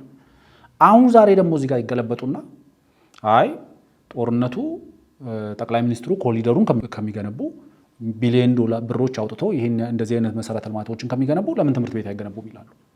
በራሳቸው አፍ ለኔ እስከሚገባኝ ድረስ የትምህርት ጸር የሆነ የእውቀት ጸር የሆነ የድንቁርና አንጋሽ የሆነ ኃይል ክልል ውስጥ ተፈጥሯል። በተደጋጋሚ ጊዜ ብለናል። በውድመት አትገምግሙት፣ ትግላችሁን ውጤታችሁን በውድመት አትገምግሙት። ምን ያህል ተማሪዎችን ከትምህርት ገበታ አፈናቀልን? ምን ያህል ጤና ጣቢያዎችን አፈረስን? ምን ያህል ትምህርት ቤቶችን አወደምን? ምን ያህል ድልድዮችን ሰበርን? ምን ያህል መንገዶችን ቆፈርን? በዚያ አትገምግሙት። መገምገም ያለባችሁ በእናንተ ጦርነት በእናንተ የትጥቅ ትግል የምን ያህል አማሮችን ህይወት አዳናችሁ፣ ምን ያህሉ የአማራ እናንተ ተቆጣጠሩ በሚሉት እነሱ በሚሉት 70-80% ተቆጣጠርን ይላሉ። በተቆጣጠራችሁበት አካባቢ ምን ያህሉ መልካም አስተዳደር አገኘ? ምን ያህሉ በሰላም ወጥቶ መግባት ቻለ? በተቆጣጠራችሁበት አካባቢ ምን ያህሉ ትምህርት ቤቶች አገልግሎት መስጠት ቻሉ? ምን ያህሉ ጤና ጣቢያዎች አገልግሎት መስጠት ቻሉ? በዚህ ነው ትግሉ መገምገም። የትግሉ ውጤት የትግሉ እመርታ በአደባባይ ወጥቶ ክልሉን አንገቨርንድ ማድረግ ወይም ደግሞ ከመንግስት አገዛዝ ነፃ ማውጣት ይሄ ውጤት ነው ብለሽ ይዘሽ ከዛ የክልሉን ይህን ያህል ፐርሰንቱን ይዣለሁ ብለሽ ይህን ያህል የጤና ተቋማትን ከአገልግሎት ውጭ አድርገናል፣ ይህን ያህል ተማሪዎች ከትምህርት ገበታ ውጭ አድርገናል ምናምን ብለሽ እንደ እመርታ አቅርበሽ አሁን ጠቅላይ ሚኒስትሩ መጥተው ባህር ዳር ላይ ሲጎበኙ እንዴት ይጎበኛሉ? እንዴት ኮሪደር ላይ ይህን ያህል ገንዘብ ይወጣል? ለምን ጤና ጣቢያ አይገነቡ? ለምን ትምህርት ቤት አይገነቡ? ትምህርት ቤቱ እንደ ምሽግ የሚጠቀም ጤና ጣቢያዎች እንደ ምሽግ የሚጠቀም ዶክተሮችንና መምህራንን መግደል እንደ እውቀት የሚጠቀም እንደ ትግል ስልት የሚጠቀም የታጠቀ ኃይል ነው ክልሉ ላይ ያለው። ይሄን እንደ አቺቭመንት የሚያቀርብ ሰው በዛው አፉ ተመልሶ መጥቶ ለምን ይሄን አላደረጉም ይላል። ከዛም አልፋውን ህዝቡንም ሁሉ እስከ መሳደብ ያው ስድብ ኑር አይደለም እና በዛ አካባቢ ህዝቡን የአማራን ህዝብ እስከ መስደብ ደረጃ ተደርሷል። እናንተ ልጆቻችሁ ወደ ጫካ ውስጥ እየተዋደቁ እንዴት እንዲህ አይነት ነገር ይፈጠራል የሚልም ህዝቡን ተጠያቂ የማድረግ ህዝቡን ያው ባንዳ የምትባል ፋሽን አለች እዛ አካባቢ። መቼም ባንዳ የሚባለው ለሌላ ሀገር የራሱን ብሔራዊ ጥቅም ትቶ ለሌላ ሀገር የሚያሸረግድ ነው ከዚህ ቀደም ስንላቸው እንደነበሩ። ነገር ግን እዚሁ ሀገር ውስጥም ባንዳ እየተባለ ህዝብም ሁሉ መሰደብ ጀምሯል። ሞተሃል፣ በቁም ሞተሃል፣ እንዴት እንዲህ ታረጋለህ አማራ ምናምን የሚል ነገር ህዝብ ላይም ዘመቻ ተጀምሯል በዚህ 2 ቀን ውስጥ። ለኔ ብዙ ነገር ስላሉ ይሄ ብዙም የሚደንቀኝ ነገር አይደለም። ዋናው መሰረታዊው ነገር በክልሉ ውስጥ ያለው ነባራዊ ሁኔታ አዎ ጦርነት ያለበት አካባቢ አለ፣ ከጦርነት ውጭም ያለ አካባቢ አለ። ከጦርነት ውጭ ያለው አካባቢ መደበኛ የሆነው የመንግስት አገልግሎት ያገኛል፣ መደበኛ የሆነው የመንግስት ልማት ይቀጥላል፣ መደበኛ የሆነው የመንግስት ባለስልጣናት ጉብኝቶች፣ ስብሰባዎች ይቀጥላሉ። ይሄ መደበኛ ስራ ነው። ህዝብን የማሸበር ተግባራት ሳሁን አፈወርቅ ስታየው ለምሳሌ አንተ ባህር ዳር ወረቀት ተበትኗል ቅዳሜ ምሽት የሚለውን ነገር ሲያነሱ አምጥተሃል። ትዝ የሚልህ ከሆነ በዚህ ሳምንት በባለፈው ሳምንት መጨረሻ አካባቢ ደሴ ተከባለች፣ ፋኖ ደሴን ከበዋል ሊገባ ነው ብሎ በሰበር ዜና ምናቃቸው ስም መጥራት አስፈላጊም ከሆነ የፋኖ አንደበት የሆኑ ሚዲያዎች በሰበር ዜና ሲያበስሩ ነበረ በደሴ መከበባን። ብዙ ሰው እዚህ ቁጭ ብሎ ለቤተሰቡ በጣም ስጋት ውስጥ የወደቀ ነበረ። እዛም ያለው ህዝብ ወጥቶ እንዳይገባ እንደዚህ አይነት ስጋቶችን ፈጥረው፣ ነገር ግን በመከላከያ ሰራዊቱ ተመተው ግማሹ ሙት፣ ግማሹ ቁስለኛ፣ ግማሹ ደግሞ እንደሸሸ በቪዲዮ በማስረጃ ተደግፎ በመንግስት በኩል ወጥቷል። እንደዚህ አይነት ሽብሮችንም የመንዛት ነገር መጥቷል። ከቅርብ ጊዜ ወዲህ ህዝብን የማሸበር ነገር ተጀምሯል። ለምንድን ነው? ምክንያቱም ለምታገለው ለህዝብ ነው ብለህ መልሰ ህዝብን ማሸበር ስለምን አስፈለገ? ምን አይነት የትግል ውጤት ያመጣል? እነሱ እንደዛ ይላሉ እንጂ ለህዝብ አይደለም። ዋናው መሰረታዊው ነገር እኔ ማለታቸውን በአንድ በኩል ጥሩ ነው ማለት። ምክንያቱም ደሴን የምታውቂያት ከሆነ በጣም ትንሽ ከተማ ነች፣ ግዙፍ የሚባል ከተማ አይደለም። ደሴን ከብብ ያለው ያለው ኦልሞስት ከሳምንት በፊት አልፎታል። ይሄ ኃይል ደሴን ለመቆጣጠር ከብብ ያለው ብሎ ደሴን ለመቆጣጠር ስንት ጊዜ ነው የሚፈጅበት? ከብብ ያለው እንደዚህ አድርጊያለሁ ነው። ደሴ ውስጥ አሁን ጦርነት እየተካሄደ ነው። ደሴ ዙሪያ ላይ ጦርነት እየተካሄደ ነው። የደሴ ህዝብ እኮ አለ እዚህ ሜቢ ከደሴ በ100 ኪሎ ሜትሮች ርቀት ላይ በ200 በ300 ኪሎ ሜትር ርቀት ላይ ላለ ሰው ደሴ ተከቧል ሲባል ሜቢ ኮንሰርንድ ሊሆን ይችላል እዛ ላለው ህዝብ። ደሴ ውስጥ የሚኖረው በሚሊዮን የሚቆጠር ህዝብስ፣ በመቶ ሺዎች የሚቆጠር ህዝብስ፣ ኖርማል ዌይ ኦፍ ላይፉን እየኖረ ያለው ህዝብስ ምንድን ነው የሚለው? ማለት የደሴ ህዝብ ምንድን ነው የሚለው? በዙሪያው ላይ ጦርነት እየተካሄደ እንዳልሆነ ያውቃል። የሰፋ እንቅስቃሴ ወታደራዊ እንቅስቃሴ እንደሌለ ያውቃል። ምንድን ነው የሚለው የደሴ ህዝብ? ትላንትናው ለምሳሌ ባህር ዳር ላይ ትልቁ ህመማቸው ባህር ዳር ላይ ትልቅ ተጽዕኖ ፈጣሪ ነን ብለው ነበር የሚያስቡት። ባህር ዳር ላይ ትልቅ የፋኖ እንቅስቃሴ አለ ተብሎ ነበር የሚታሰበው። የሚሳለው እንደዛ ነው። በቃ ከፋኖ አደረጃጀቶች ጠንካራ የፋኖ አደረጃጀት አለ የሚባለው የጎጃም ፋኖ ነው። ስለዚህ ይሄ የጎጃም ፋኖ ከፍተኛ እንቅስቃሴ ያደርጋል። ስለዚህ የመንግስት የስራ ኃላፊዎች እንደዚህ በነፃነት ይንቀሳቀሳሉ ባህር ዳር ላይ ተብሎ አይጠበቅም። ስለዚህ ጠቅላይ ሚኒስትሩ ይሄንን ማድረጋቸው በራሱ ከፍተኛ ጫና ፈጥሮባቸዋል። ለምሳሌ በተደጋጋሚ በሚዲያው ላይ ሲቀርብ የነበረው ጠቅላይ ሚኒስትሩ የማህበራዊ ጉዳዮች አማካሪ የሆኑት የዲያቆን ዳንኤል ክብረት ጽሁፍ ነው። ዲያቆን ዳንኤል ክብረት ከአንዳንድ የመከላከያ ሚሳይሎች በተሻለ እነዚህ ሰዎች ጉዳት ያደርስባቸዋል። ጽሁፉ የሚለው በጣም አጭር ጽሁፍ ነው። ጥንት የሶቪየት መሪዎች ሲያረጁ ራስን የመግለጥ ፈተና ይገጥማቸው ነበር፣ አርጅተው ደክመው በህዝብ ዘንድ ላለመታየት። በዚህ የተነሳ ጎልማሳ እያሉ የነበራቸውን የድሮ የጉብዝና ፎቶና ቪዲዮ ተደጋግሞ እንዲታይ ይደረግ ነበር። ጃውሳ ይሄ የሶቪየት ዘመን ፈተና ገጥሞታል። ጃውሳ አርጅቷል፣ ደክሟል። አሁን እንደ ጉንዳን እንጂ እንደ ውሻ መናከስ አቅቶታል። እናም ፎቶና ቪዲዮ እየገረበ ነው። የዛሬውን ቢያጣ የቀድሞ ፎቶ ይለጥፋል። የጥንት ቪዲዮ አቀናብሮ ይለቃል። መቼም ሞትን እንደማወቅ ያለ አስቀያሚ እውቀት የለም ይላሉ የማህበራዊ ጉዳይ አማካሪው። አንደኛው ያንበሳጫቸው ይሄ ነው። ምክንያቱም ጠንካራ አቅም አለን፣ ይሄን አድርገናል ሲል የነበረው ባህር ዳርን ከበናል፣ ደሴን ከበናል፣ ባህር ዳር ላይ ወረቀት በትነናል፣ ከተማዋን ከወትሯ በተለየ ሁኔታ ጭር አድርገናታል፣ የትራንስፖርት እንቅስቃሴን ገተናል ብሎ ሲል የነበረው በማግስቱ ባህር ዳር ጠቅላይ ሚኒስትሯን ተቀብላ ስታስተናግድ ከማየት በላይ ሽንፈት አይኖር። ዲያቆን ዳንኤል ክብረት ጽሁፍ የተጻፈው ከባህር ዳር ከወጣ በኋላ ነው። ለምን ባህር ዳር እያለ አይጽፍም የሚል ነገርም እያነሱ ነው ያሉት። ምንድነው ለውጡ? ባህር ዳር ሆነውም ጻፉ እዚህም ሆነው ጻፉ ማለት በእነዚህ ሰዎች እኮ ኦልሬዲ እኮ በአመራር በፋኖ አመራር ደረጃ ያለ ሰው አይደለም እንዴ?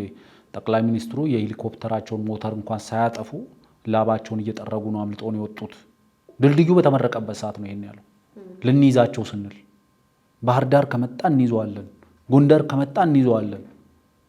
ስንት ጊዜ እነሱ ለመያዝ ባለፈው ብለናል። በቃ ስንት ጊዜ ጠቅላይ ሚኒስትሩን ቀጥረውት ይቀራሉ እነዚህ ሰዎች። ጠቅላይ ሚኒስትሩ ባህር ዳር ሄዷል፣ ጠቅላይ ሚኒስትሩ ጎንደር ሄዷል፣ የተለያዩ የአማራ ክልል አካባቢዎችን ሄዶ ጎብኝቷል።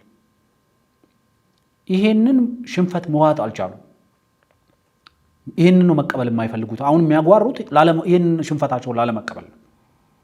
ምክንያቱም ባህር ዳር የአማራ ህዝብ 100% ድጋፍ አለኝ የሚል ፋኖ የአማራ ህዝብ ሲባል ባህር ዳርም የአማራ ህዝብ ነው አይደል? ስለዚህ የባህር ዳር ህዝብ ሳልነበረም ለነሱ 100% ድጋፍ የሚያደርገው ጠቅላይ ሚኒስትሩ በከተማ ውስጥ ብስክሌት ሲያሽከረክሩ ላባቸውን እየጠረጉ የሄሊኮፕተራቸው ሞተር ሳያጠፉ ያለ ጊዜ እኮ ጠቅላይ ሚኒስትሩ ከባህር ዳር ኤርፖርት እኮ እስከ ድልድዩ ድረስ እኮ የራሳቸውን ተሽከርካሪ እያሽከረከሩ ነው የሄዱት። ስለዚህ ይሄንን ሽንፈት ነው መዋጥ ያልቻሉት። ቅድም ያነሳሽው ለምሳሌ ከህዝብ ጋር ስብሰባ እያደረግን በባህር ዳር ዙሪያ ላይ ከህዝብ ጋር ስብሰባ እያደረገ እንደሆነ ፋኖ ለመጠናከሩ ማሳያ አድርገው ሲያቀርቡት ነበር። መንግስት በዚህ በጣም ተረብሿል፣ ተደናግጧል። ስብሰባው የተደረገ ይህንን ባልል መርጥ ነበር እውነቱ ለመናገር ማለት ቤተክርስቲያን ውስጥ እንደዚህ አይነት የትጥቅ ትግል እያደረገ ለማህበራዊ ቀውስ እያስከተለ በህዝብ ላይ ማህበራዊ ቀውስን እያስከተለ ያለ የታጠቀ ቡድን በየጫካ በየሸለቆ ከመሽለክለክ አልፎ ትምህርት ቤትና ጤና ጣቢያዎችን እንደ ኢንፍራስትራክቸራል ሺልድ ወይም ደግሞ እንደ መሰረተ ልማታዊ ጋሻ እየተጠቀመ ያለ ስርዓት የታጠቀ ኃይል አሁን ያንን ሁሉ ነገሩን አጥቶ ቤተ ክርስቲያን ውስጥ ገብቷል። ቤተ ክርስቲያን ውስጥ ያሉ ምዕመናን እህል ይሰበስብ ነበር። በቪዲዮ ውስጥ ይታያል። እህል ይሰበስባል። ይሄንን የኢትዮጵያ ኦርቶዶክስ ቤተክርስቲያን እንዴት አድርጋ ነው የምትቀበለው? በቤተክርስቲያኗ ይዞታ ውስጥ የታጠቁ ኃይሎች ተሰብስበው ህዝብ እያነጋገሩ ነው ተብሎ በራሳቸው ሚዲያ ነው የተዘገበው። ቤተክርስቲያኗ ይሄን እንዴት ነው በዝምታ ልታልፈው የምትችለው? ብዙ ነገሮችን ቤተክርስቲያኗ ከዚህ ቀደም በዝምታ አልፋለች። በየገዳሙ ደብር በተለይ የመሀል ሀገር ሰው ለንግስ በሚሄድባቸው አካባቢዎች ላይ በመምጣት መንግስትም ያው እዛ ላይ ጥቃት እንዲፈጽም ይፈልጉ ነበር። ነገር ግን መንግስት ብዙ ጊዜ እነሱ እንደዚህ አይነት ቦታ ላይ ሰው ሲጠሩ ጥቃት አይፈጽምም። ነገር ግን ለመሀል ሀገር ሰውም ሰው አይነኩም እነሱ የፍትህ ታጋይ ናቸው ተብሎ እንዲሳል መሀል ሀገር ላይ የሚሰራውን ፕሮፓጋንዳ ታውቋል። እዚህም ባሉ ሰዎችና እንደዛ አይነት ነገሮችን ለማድረግ ንግስ ላይ ማይክ ተቀብለው ብር አዋጡ፣ ብር ሰጣችሁ ሂዱ፣ የአቅማችሁን ጣል አድርጋችሁልን ሂዱ ብለው መልእክት ሲያስተላልፉ ሁሉም ህዝብ በሚዲያ ያየው ነው። ነገር ግን ከቤተ ክርስቲያንም ምንም የተባለ ነገር የለም በጊዜው አይደለም እንደዚህ አይነት ስብሰባ ቀርቶ። አሁንም አንዳንዴ ለምጣዱ ሲባል አይጧ ትለፍ የሚባል አይነት ተረት አለ በትግራይ አካባቢ የሚዘወተር። ምክንያቱም አይጧን ለመግደል ምጣዱን መስበር አይጠበቅብሽም፣ አይጧ ምጣዱ ላይ እስከቆመች ድረስ። ብዙ ሰዎች ደግሞ በተደጋጋሚ ጊዜ ይቅርታ እዚህ ጋር አንድ ላይ እንድትለው ነው። ብዙ ሰዎች ከሃይማኖት ያው ታውቃለህ፣ እዛ አካባቢ ያለ ፖለቲካ ከሃይማኖት ጋር ብዙ ጊዜ የማቆራኘት ነገር እንመለከታለን። ሃይማኖትና ትግላችሁን ለዩ ይባላል ብዙ ጊዜ። ነገር ግን በፍጹም ከቤተ ክርስቲያን የተለየ ነገር አይመጡም እና ሌላውም ህዝብ ደግሞ የኦርቶዶክስ እምነት ተከታይ እየሆነ ብዙ አለ እኛን ጨምሮ እና እንደዚህ አይነት ተጽዕኖችም ሃይማኖቱ ላይ የሚመጣ ነገርም እያየን ያለ ነው። ቤተ ክርስቲያኗ የአንድ ኃይል መሸሸጊያ እንደሆነች የአንድ አካባቢ እንደሆነች ተደርጎ የሚሳል ነገር አለና እንደዚህ አይነት ብዥታዎችን ለምንስ ማጥራት አቃታት ቤተ ክርስቲያን? እሱን ነው ጠየቅ ያለሁት። ቤተ ክርስቲያኗ በቤተ ክርስቲያኗ ይዞታ ውስጥ እንደዚህ አይነት እንቅስቃሴዎች ሲደረጉ የማታወግዝ ከሆነ መንግስት በሆዴው ሰፊነት የእምነት ተቋማት ውስጥ ምሽግ እያደረጉ ከሆነ ቅድም እንዳልኩት ለምጣዱ ሲባል አይጧል ለለፋት እያለ ያለፋቸው ሰዎች አሁን ለፕሮፓጋንዳ ቪዲዮ ይዘው ይመጣሉ። በቤተ ክርስቲያኗ ውስጥ ለነዚህ ታጣቂ ቡድኖች ቀለብ ይሰበሰባል። በቤተ ክርስቲያኗ ውስጥ ለነዚህ ታጣቂ ቡድኖች ገንዘብ ይሰበሰባል። በይፋ ነው የሚታየው ቪዲዮ ውስጥ። ፋኖ በዚህ አካባቢ በባህር ዳር ዙሪያ ላይ እየተጠናከረ አዳዲስ ይዞታዎች ይዞ ህዝብ ሰብስቦ እያነጋገረ ነው ብለው ቪዲዮን ይለቃሉ። ይሄው ማየት የሚቻል ስለሆነ ማለት። ሰሞኑንም ባህር ዳር ዙሪያ ባህር ዳር አጠገብ በአንከር ሚዲያ አቅርበነዋል። ፋኖች ከህዝቡ ጋር ሲወያየሩ፣ ከህዝቡ ጋር ሲነጋገሩ እንዲህ አይነቱን ነገር የሚያደርጉት ቢጨንቃቸው ነው። አብይ እየተመላለሰ ሹልክ ብሎ እየወጣ በፕሮፓጋንዳ አማራ ክልል ላይ ነፍስ እንዳለው የሚያደርገው መፍጨርጨር የትም ማያደርስም። ነገ ከነገ ወዲያ ሁሉ ነገር አደባባይ ሲወጣ ምናልባት የኢትዮጵያ ሕዝብም ስለ ፋኖ ተጋድሎና አጠቃላይ ሁኔታ በደንብ የሚረዳበት ጊዜ ይመጣል ብዬ ነው የምጠብቀውና ከዛ አንፃር መውሰድ ያለብን ይመስለናል። ገለታው ቤተክርስቲያኗ ይሄንን በኔ ግዛት ውስጥ በኔ ይዞታ ውስጥ የትጥቅ ትግል እንቅስቃሴ ማድረግ አትችሉም፣ ከኔ አስተምሮ ጋር የሚጋጭ ነው ማለት ይገባት ነበር። ይሄንን ማወገዝ ይገባት ነበር። ይሄንን ተከትሎ የታጠቁ ኃይሎች ቤተክርስቲያን ውስጥ መመሸጋቸውን ተከትሎ ኮንሲኩዌንስ ቢመጣስ፣ መንግስት እርምጃ ቢወስድስ፣ በምዕመናን ላይ ጉዳት ደረሰ፣ በቤተክርስቲያን ላይ ጉዳት ደረሰ ለመባል ንጹሃን ላይ ጉዳት ደረሰባቸው ለማለት የሚቀድም የለም እዚህ ሀገር ላይ። ዋናው መሰረታዊ ነገር እንደዚህ አይነት ነገሮችን ቀድሞ ማስቀረት ይቻላል። ቤተክርስቲያኗ በቅጥር ግቢ ውስጥ እንደዚህ አይነት ነገር መፈጸም የለበትም። ይህንን ቪዲዮ ከሌላ ቦታ ጋር ብናመጣው ኖሮ አይደለም እንደዚህ ነው ሊባል ይችል ነበር። ይህንን ቪዲዮ አሁን ጠቅላይ ሚኒስትሩ ባህር ዳር ላይ ጉብኝት ማድረጋቸው ያስከተለባቸውን ሽንፈት ለመሸንፈን ጠቅላይ ሚኒስትሩ በድንጋጤው ምክንያት ነው ባህር ዳር የመጡት ምንም ነገር እንዳልተፈጠረ ለማሳየት። የደነገጡት ደግሞ ፋኖ በባህር ዳር ዙሪያ ላይ አዳዲስ ይዞታዎች ስለተቆጣጠረና ህዝብ ሰብስቦ እያነጋገረ ስለሆነ እየተጠናከረ ስለሆነ ይሄንን ለመደበቅ ነው። ፈሪ ማለት ጦርነት አደርጋለሁ ብሎ በረሃ ገብቶ ጦርነት አደርጋለሁ ብሎ ጫካ ገብቶ የጫካውና የበረሃው ጦርነት ሲያይልበት በየቤተ ክርስቲያኑና በየእናቱ ቀሚስ ስር የሚሸሸግ ነው ፈሪ የሚባለው። አሁን እየሆነ ያለው እሱ ነው። ህፃናትን እንደምሽግ መጠቀም፣ ትምህርት ቤቶችን እንደምሽግ መጠቀም፣ ሲቪሊያን የሚበዙበትን ቦታ እንደምሽግ መጠቀም፣ ከዛ መንግስት እነዚህ ፋኖች ላይ ጥቃት አለማድረሱ ደግሞ ከድክመት የመነጨ አድርጎ ማቅረብ። ጥቃት ሲሰነዝር ሲቪሊያን ላይ ጥቃት ሰነዘረ ይባላል። ጥቃት ሳይሰነዝር ደካማ ነው ፋኖ በነፃነት እየተንቀሳቀሰ ነው ይባላል። በሁለቱም ይወቀሳል ማለት ነው። ከዛ ደግሞ ቤተክርስቲያናትና የእምነት ተቋማት ደግሞ ብዙ ጊዜ ቤተክርስቲያን ውስጥ እንደዚህ አይነት እንቅስቃሴ ሲደረግ ድጋፍም ቢሆን ማለት ቤተክርስቲያኗ ፋኖ እያራመደ ያለውን እያደረገ ያለውን የትጥቅ ትግል የምትደግፍም እንኳን ከሆነ በቤተክርስቲያን ውስጥ እንደዚህ አይነት እንቅስቃሴዎች መደረግ ማድረግ መፍቀድ የለባትም። ይሄንን ማውገዝ አለባት ቤተክርስቲያኗ ለራሷ ስትል። ከአማራ ክልል ውጭ ያሉ ታጣቂ ኃይሎች በቤተክርስቲያኖች ውስጥ እንደዚህ አይነት መጠለያነት እንደዚህ አይነት ስብሰባ ቢያደርጉ የኢትዮጵያ ኦርቶዶክስ ቤተክርስቲያን ዝምታን ትመርጥ ነበር ማለት። ይሄንን የምናገረው ይሄ ቪዲዮ በተለያየ መንገድ ሲሰራጭ አውቀዋለሁ። ከቤተክርስቲያን ጋር የተያያዙ የተለያዩ ቪዲዮዎች ሲሰራጩ ያያሉ። ግን ዛሬ ግን አፍጦ ነው የመጣው። ራሳቸው ይዘው ስለመጡ ይሄ ነገር በትክክለኛው መንገድ መገለጽ አለበት። ቤተክርስቲያኗ የታጠቁ ኃይሎች በምሽግነት በጦርነቱ በግጭቱ አማራ ክልል ውስጥ የጀመረ ሰሞን በምሽግነት አገልግላ ነበር። ገዳማት ላይ ጉዳት ደርሶ ነበር። ገዳማት ውስጥ መሽጎ ጦርነት አካሂዷል። በተለይ በአቶ እስክንድር ነጋ ይመራ የነበረው ፋኖ። አሁን ደግሞ ባህር ዳር ዙሪያ ላይ ህዝብ ሰብስቤ እያነጋገርኩ ነው። ይሄ መጠናከር የፈጠረው ድንጋጤ ጠቅላይ ሚኒስትሩን ባህር ዳር መጥተው ነገሮች ኖርማል መሆናቸው እንዲያሳዩ አድርጓል ነው እንግዲህ እየተባለ ያለው። ቤተክርስቲያኗ ከዚህ ውስጥ መጠየቅ ራሷን ማውጣት ካለባት አሁን በአደባባይ ወጣ በቤተክርስቲያኗ ይዞታ በሆኑ አብያተ ክርስቲያናት ውስጥ ገዳማት ውስጥ የታጠቁ ኃይሎች ከነትጥቃቸው ገብተው የትጥቅ ትግል ዓላማቸውንም አስተምሯቸውንም ስልጠናቸውን በቤተክርስቲያንና በቤተክርስቲያን ይዞታ ውስጥ ማድረግ አይችሉም ማለት አለባት። ተገቢ አይደለም ማለት አለባት። ምዕመናንን ለጉዳት ያጋልጣል ማለት አለባት። መከልከል አለባት። ማውገዝ አለባት። መገዘት አለባት። ምክንያቱም ነገ ለመንግስት መተማመኛ ይሰጠዋል። መንግስት ባለመምታቴ ደካማ እባላለሁ። ሲሰለጥኑ ቤተክርስቲያኑ ሲሰለጥኑ ሲታጠቁም ሲያስተምሩም ሲቀሰቅሱም ዝምታን ስትመርጪ ደካማ ነሽ፣ ስትመጪ ደግሞ ምዕመኔ የተጎዳብኝ ቤተክርስቲያን የተጎዳብኝ ተብሎ ደግሞ ይመጣል። ስለዚህ ይህንን ማስተካከል ያስፈልጋል። ዋናው መሰረታዊው ነገር መንግስት መደበኛ የሚባል ስራ አለው። መደበኛ የሚባሉ ስራዎችን መደበኛ በሆኑ አካባቢዎች ላይ ይሰራል። የጦርነት አካባቢ በሆነበት ቦታ ላይ ሄደሽ ጦርነት እየተካሄደ ግጭት እየተካሄደ የመሰረተ ልማት ጠል የሆነ ኃይል እያለ እነሱ በሚሏቸው አካባቢ ትምህርት ቤቶች በፈረሱባቸው አካባቢ ትምህርት ቤት አገነብኝ። ምክንያቱም ለዛ ታጣቂ ቡድን አሁንም ሌላ ምሽግ ነው እየገነባሽለት ያለሽው።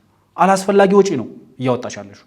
ዋናው መሰረታዊው ነገር በዚህ ደረጃ የአማራ ህዝብ የትምህርት እጦት፣ የአማራ ህዝብ የጤና ጣቢያዎች እጦት፣ የህክምና አገልግሎት እጦት፣ የአማራ ህዝብ የመንግስታዊ አገልግሎቶች እጦት በዚህ ደረጃ የሚያሳስባቸው ከሆነ በብቸኛ መንገድ መናገር ያለባቸው አይ ይሄ ጦርነት ጉዳት አድርሷል፣ በባህር ዳር እየተሰራ ያለ ልማት አለ፣ በጎንደር እየተሰራ ያለ ልማት አለ፣ እኛ ጦርነት በምናደርግባቸው ቦታዎች ደግሞ በልማት ወደ ኋላ እየቀሩ ነው ያሉት።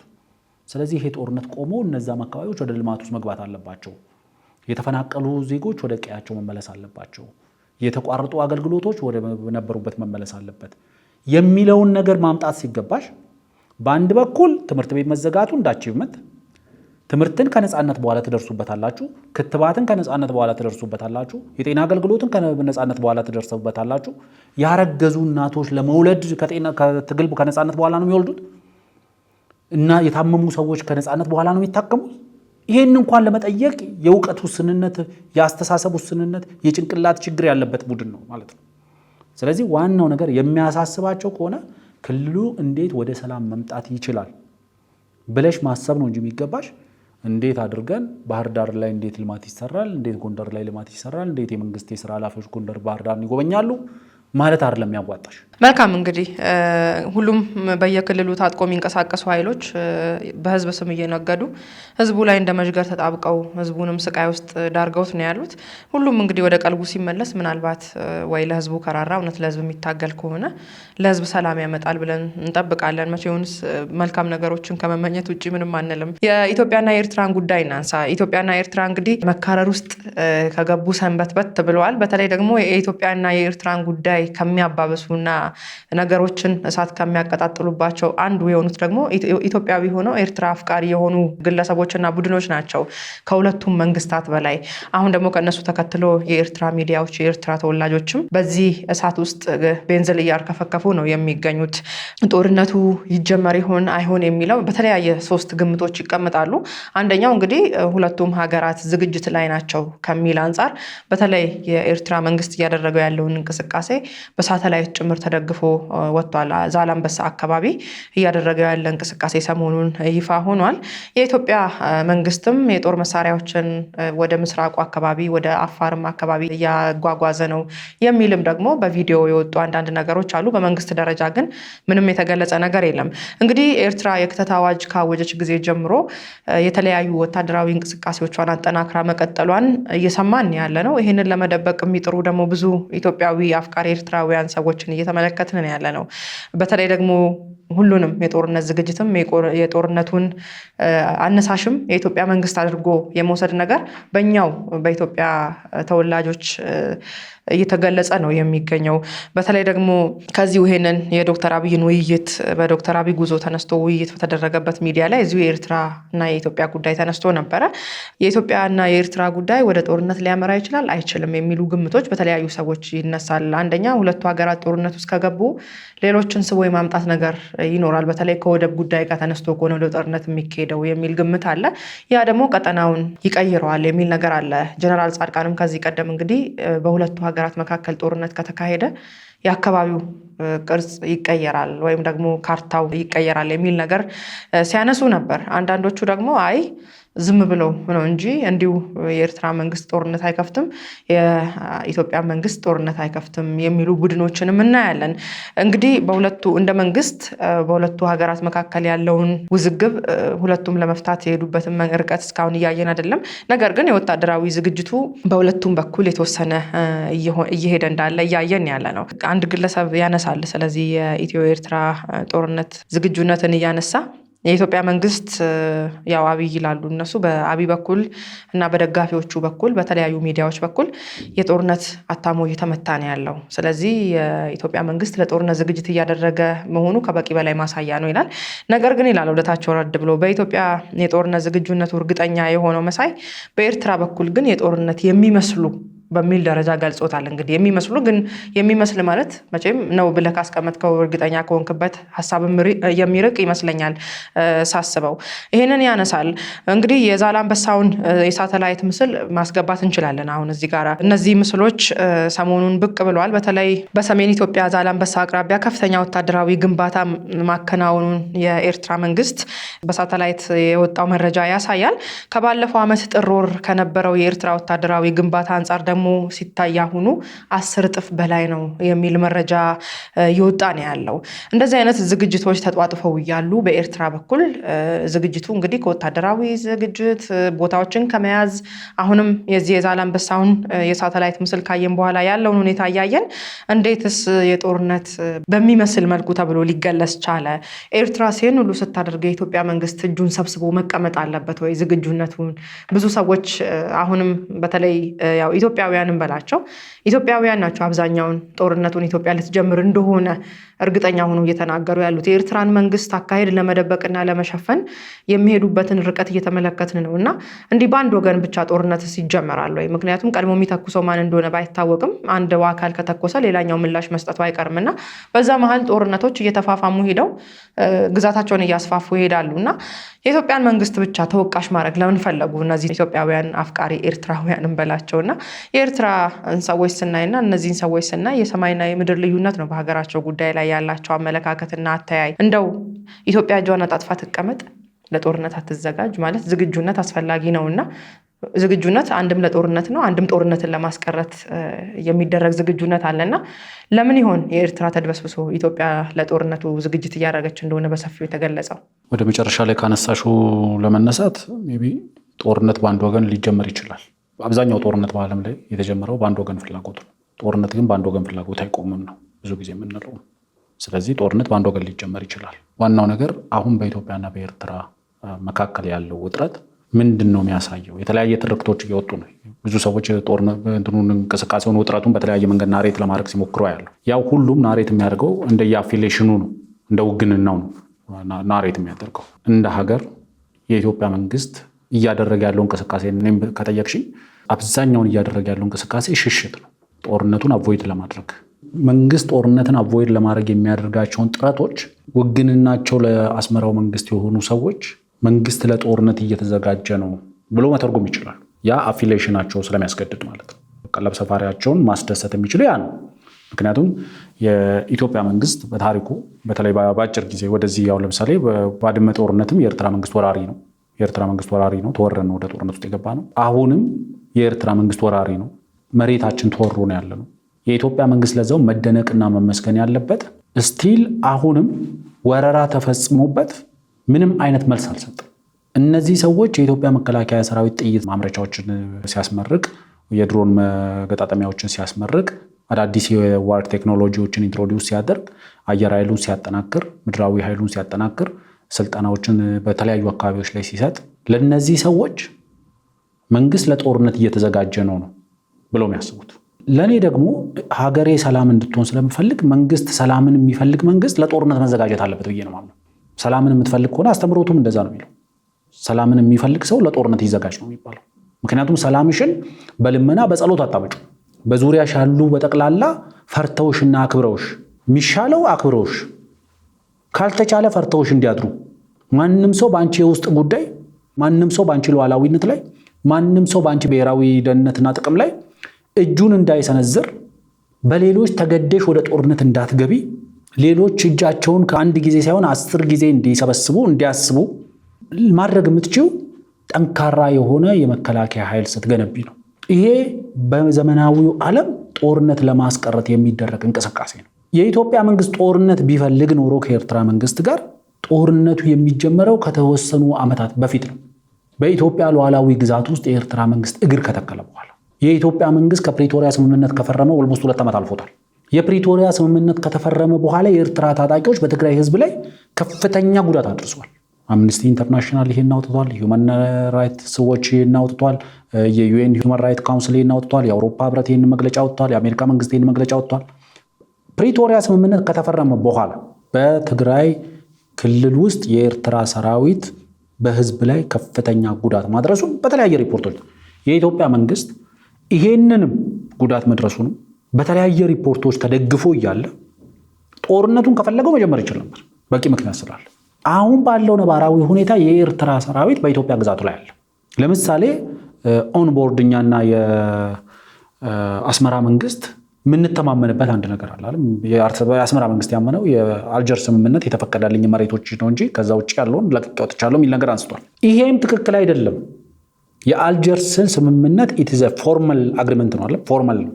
ስለዚህ ሃንድ ኦቨር ኦፍ ዘ ቴሪቶሪስ ፎርማሊ ነው መፈጸም ያለበት። ፎርማሊ ዲማርኬት አድርገናል ወይ ይሄ ወደ እናንተ ይሄ ወደ እናንተ የሚባለው ነገር መሬት ላይ ወርደን አልሰራንም። ባልሰራንበት ሁኔታ ከነ ሀብት ንብረታችን ከነ ዜጎቻችን መሬት ሊወስድ አይችልም። ይሄ ወረራ ነው በግልጽ። ስለዚህ የኢትዮጵያ መንግስት በተደጋጋሚ ጊዜ እያደረገ ያለው እንቅስቃሴ የጦርነት ሽሽት ነው፣ ወደ ጦርነት ላለመግባት ነው። በትግራይ ክልል ውስጥ ያለውን እንቅስቃሴ ለስርዓት ለማስያዝ የኢትዮጵያ መከላከያ ሰራዊት ጣልቃ የማይገባው ጦርነት ሽሽት ነው። እየተወሰደበት ያለው ግን እኛ አዳክመነው ነው ፋኖ አዳክሞት ስለሆነ ያን አቅም ስለሌለው በምን አቅሙ ነው የሚዋጋ የሚል ዘፈን በተደጋጋሚ እየተዘፈነ ነው ያለው። ስለዚህ ምንድነው ማድረግ የሚኖርብን? ላለመዳከማችንን ለማሳየት ወደ ጦርነት ውስጥ መግባት ነው የተሻለው አማራጭ ብለን ነው የምናስበው። እንደነሱ አካሄድ እንደዛ ነው። ይሄ በእነሱ ትራፕ ውስጥ መግባት ነው የሚሆነው፣ በእነሱ ሙዚቃ መደነስ ነው የሚሆነው።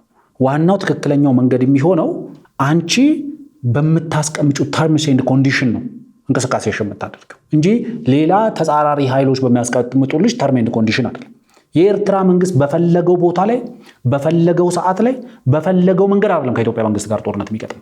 የኢትዮጵያ መንግስት ጦርነት ውስጥ መግባት በቃ ብቸኛ አማራጭ ነው ብሎ ባመነበት ሰዓት ላይ በፈለገበት ቦታ በፈለገው መንገድ ነው የሚወጋው እንጂ እነሱ ባቀረቡት አይ እስቲ በአየር ሳይሆን በምድር ግጠሙን በሚል አይደለም፣ አይ በእንደዚህ ሳይሆን እንደዚህ አድርጉልን በሚል አይደለም። ተርም ኤንድ ኮንዲሽን የራሳችን እናስቀምጣለን። ዋናው መሰረታዊው ነገር የኢትዮጵያ መንግስት እስካሁኗ ሰዓት ድረስ እየሄደበት ያለው መንገድ ጦርነት ሽሽት ነው። የጦርነት ሽሽት ነው እያደረግን ያለ ነው። ስለዚህ አንድ መታወቅ ያለበት ነገር ይሄ ነው። በሁለቱ ሀገራት መካከል ከፍተኛ ውጥረት ተከስቷል። ይሄ ብዙ የሚካድ አይደለም። ለምሳሌ የአሜሪካ ሴኔቱ የውጭ ግንኙነት ሊቀመንበር የሆኑ ሰው ውጥረቱ በከፍተኛ ደረጃ እንዳለና ይህ ውጥረት የማለዘብ እንቅስቃሴ ሀገራቱ እንዲወስዱ ይህ ጦርነት የሚከሰት ከሆነ በጣም ካታስትሮፊክ የሆነ ጉዳት ሊከሰት እንደሚችል ጠቅሶ ተናግረዋል። ሀሳባቸውን ገልጸዋል። የተለያዩ የአውሮፓ ህብረትም የተለያዩ ሀገራትም ኮንሰርናቸውን ገልጸዋል። ውጥረቱ መለዘብ እንዳለ ውጥረቱ መለዘብ አለበት እውነቱን ለመናገር። ስለዚህ ዋናው መሰረታዊ ነገር ውጥረት አለ። ውጥረት አለ። ጀነራል ጻድቃንም በጽሁፋቸው ውስጥ ቅድም አንቺ እንዳነሳሽው ይሄ ውጥረት ወደ ጦርነት ሊያመራበት የሚችልበት እድል አለ። አለ። አቶ ጌታቸው ረዳ በትላንትናው የሪዮት ቆይታቸው ላይ አንደኛው ያነሱት ነገር የኤርትራ መንግስት ከኢትዮጵያ መንግስት ጋር በቀጥታ በራሱ አቅም ተማምኖ ወደ ጦርነት መግባት እንደማይችል ተናግረዋል። ወደ ጦርነት የኤርትራ መንግስት ለሚገባው ከትግራይ ኃይሎች ድጋፍ የሚያገኝ ከሆነ ነው የሚል ነገር አንስተዋል። ስለዚህ እኔ እስከሚገባኝ ድረስ በተለያዩ አሁን ለምሳሌ አሁን ባነሳናቸው እንደ አንከር አይነት ሚዲያዎች አሁን እያሉ ያሉት ጠቅላይ ሚኒስትር አብይ አህመድ ሰራዊቱን አመራሮች ሰብስበው ጦርነቱ ረዥም ጦርነት እንደማይሆንና ባጭር ሊቋጭ የሚችል የአንድ ቀን ጦርነት ሊሆን እንደሚችል የሚል ነገር አንስተዋል። ማለት ለታሪክ ይሄ አዲስ አይደለም።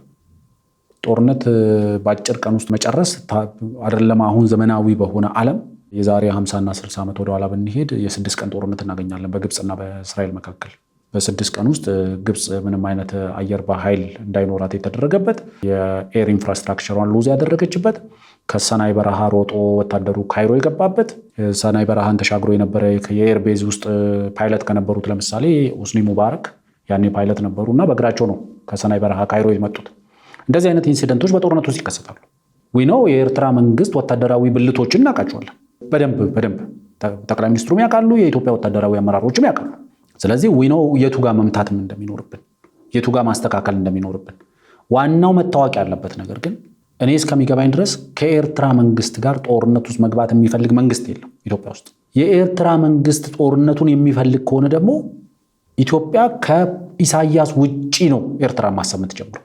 መሳይ አንድ የነገረን ነገር አለ አያይዘ ማንሳት ካልቀረ በተለይ እንግዲህ የኤርትራን ዝግጁነትም ይሁን የኤርትራን ጉዳይ በብዛት ከነሱ አንደበት ነው የምንሰማው። ያው ቤታቸው ስለሆነ ከነሱ ሚስጥራቸውን በደንብ ነው የሚያውቁት፣ እርስ በርስ ተላላኪዎቻቸውም ስለሆኑ። ባለፈው እንግዲህ ይሄ የአዘርባጃኑ መርከብ ጉዳይ ዛሬም ተነስቷል በውይይቱ።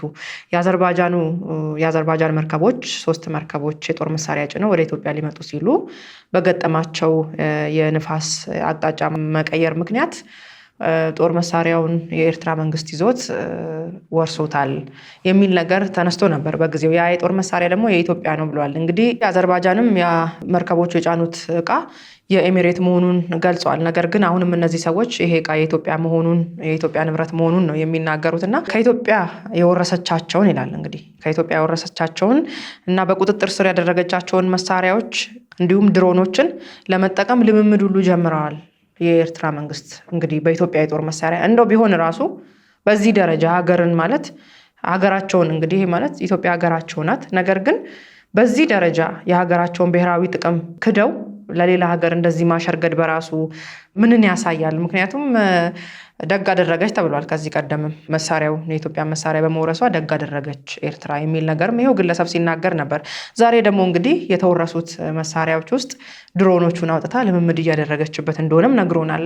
ይሄ ምንን ያሳያል? ለእኔ እውነቱን ለመናገር እየጠበቅኩ የነበረው የኤርትራ መንግስት እንደው በተወሰነ ይፋዊ በሆነ ገጹ ወይ በመንግስት ባለስልጣናት ገጻቸው ላይ ወጥተው ይሄንን ነገር ከሚያራግቡት ፕሮፓጋንዳ ጋር ቀላቅለው ይዘው ይመጣሉ ብዬ እየጠበቅኩ ነበርና ይሄ ፍላጎት ብዙም የተሳካልኝ አይመስለኝም እና አፈቀላጤዎቻቸው ናቸው የሚነግሩን። የኤርትራ መንግስት የማይናገርበት ምክንያት በቂ ስላለው ማለት ነው። ምክንያቱም አንድ አባባል አለ፣ በጨለማ ውስጥ ጥቁር ድመት መፈለግ አስቸጋሪ ነው፣ ድመቷ በሌለችበት ደግሞ ሲሆን የበለጠ አስቸጋሪ ነው ይባላል። ምክንያቱም ጨለማ ነው፣ ድመቷም ጥቁር ነች የጠፋችው። ስለዚህ በጨለማ ውስጥ ጥቁሯን ድመት መፈለግ አስቸጋሪ ነው። ከዛ ደግሞ የምትፈልጊበት ቦታ ደግሞ ድመቷ ከሌለች ደግሞ የበለጠ አስቸጋሪ ነው የሚሆነው። ስለዚህ የመርከቡ ታሪክ ፈጽሞ መሬት ላይ ያልነበረ ታሪክ ነው ማለት መርከቡን ከኢትዮጵያ የድሮን የጦር መሳሪያ ምናምን ጋር አያይዞ የሚቀርበው ታሪክ ማለት ነው። የሌለ ምንም የሚገናኝ ነገር የሌለው ነው። የኤርትራ መንግስት ዝምታን የመረጠው ለዛ ነው።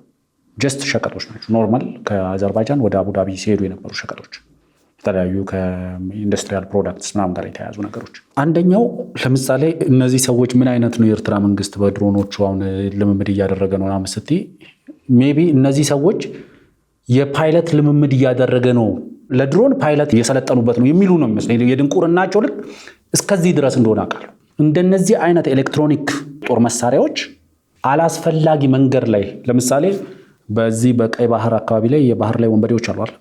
እነዚህ የባህር ላይ ወንበዴዎች የተለያዩ የጦር መሳሪያዎችን በተለያየ መንገድ በዛ አካባቢ ላይ ሲዘዋወር እያገቱ ይወስዳሉ። ጀስት እንደ AK-47 አይነት ክላሾችን፣ መደበኛ የጦር መሳሪያዎችን፣ ነፍስ ወከፍ የጦር መሳሪያዎች ምናምን ከሆኑ ይጠቀሙባቸዋል። በዛ አካባቢ ጋር የሚዘዋወረው ከባድ የጦር መሳሪያ ከሆነ ግን ወይ ደግሞ ሰምቲንግ ኤሌክትሮኒክ የጦር መሳሪያ ከሆነ ግን ዲጂታል የሆነ ነገር ነው። ስለዚህ አላስፈላጊ ሰው እጅ ላይ ንብረቱ እንደገባ ከታወቀ አገልግሎት እንዳይሰጥ ይደረጋል። ለምሳሌ ሚሳይሎች፣ ድሮኖች፣ ዘመናዊ ጀቶች ምናምን ከታሰበለት ታርጌት ውጪ ሌላ ቦታ ጋር ከሄዱ ያመረተው አካል ከገዛው ሀገር ጋር ተነጋግሮ አገልግሎታቸውን ያቋርጣል። አብዛኛው የሰሜን እዝ የማረካቸውን የጦር መሳሪያዎች እኮ ያልተጠቀመበት አንደኛው ምክንያት እኮ ከርቀት ቁጭ ብለሽ እነዚህ ጦር መሳሪያዎችን እንዳይጠቀሙ ማድረግ የሚቻልበት ሁኔታ ስላለ እነዚህ ድሮኖች ቅድም እንዳልኩት የኤርትራ መንግስትን ጠበቅ ነው። እውነቱን ለመናገር እንደው ካፋቸው አምልጦ እነዚህን ድሮኖች ከመንግስት ወስደን እንደዚህ አርግተን ከኢትዮጵያ ወደ ኢትዮጵያ ሲሄዱ የነበረው ምናምን ብሎ ይዞ ይመጣል ብለን። ምክንያቱም እነዚህ ድሮኖች ካመረተው ድርጅትና ከገዛው ሀገር እንደ ክላሽ ማርከሽ የምትወስዱ አይደለም፣ አገልግሎት እንዳይሰጡ ማድረግ ይቻላል። በሁለቱ ንግግር ማለት ነው። ግን የነዚህ ሰዎች ድንቁርና ልክ ግን የሚነግርሽ ምንድነው? በድሮን ልምምድ እያደረገ ነው፣ በድሮን ቅኝት እያደረገ ነው ምናምን ሊባል ይችላል። የኤርትራ መንግስት ድሮን መግዛት ከባድ ይሆንበታል ብዬ አላስብም። ህዝብ መቀለብ ነው ከባድ የሚሆንበት። ከኢትዮጵያ የሚወስደው 2 እና 3 ድሮን ይጠቅማል ብዬ አላስብም። ሁለተኛው ነገር ድሮን እንዴት ነው የሚጓጓዘው ነው።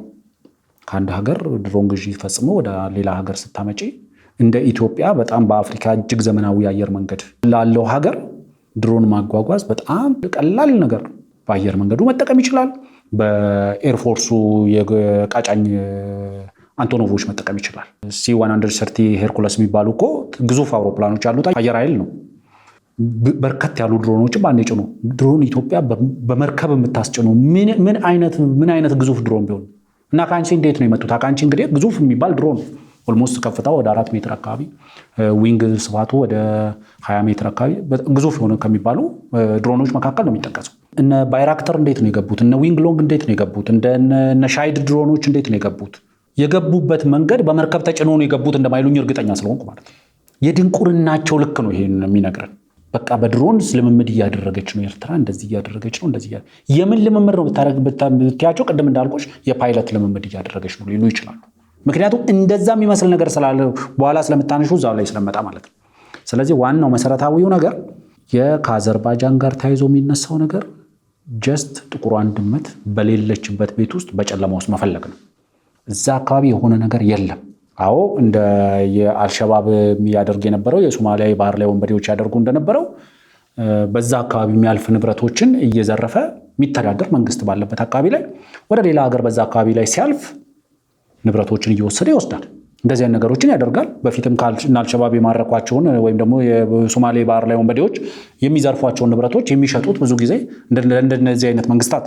ስለዚህ የኤርትራ መንግስት እንደዚህ አይነት ብዙ ነገር ይታማል። ዋናው መሰረታዊ ነገር ሸቀጥም ቢሆን ወደ አንድ የኢትዮጵያ ወዳጅ ሀገር የሄደ የነበረ ሸቀጥም ቢሆን ማለት ነው። ዋናው ነገር የኢትዮጵያ የባህር በር ይገባኛል ጥያቄ አስፈላጊነትን ግን ያሳያል።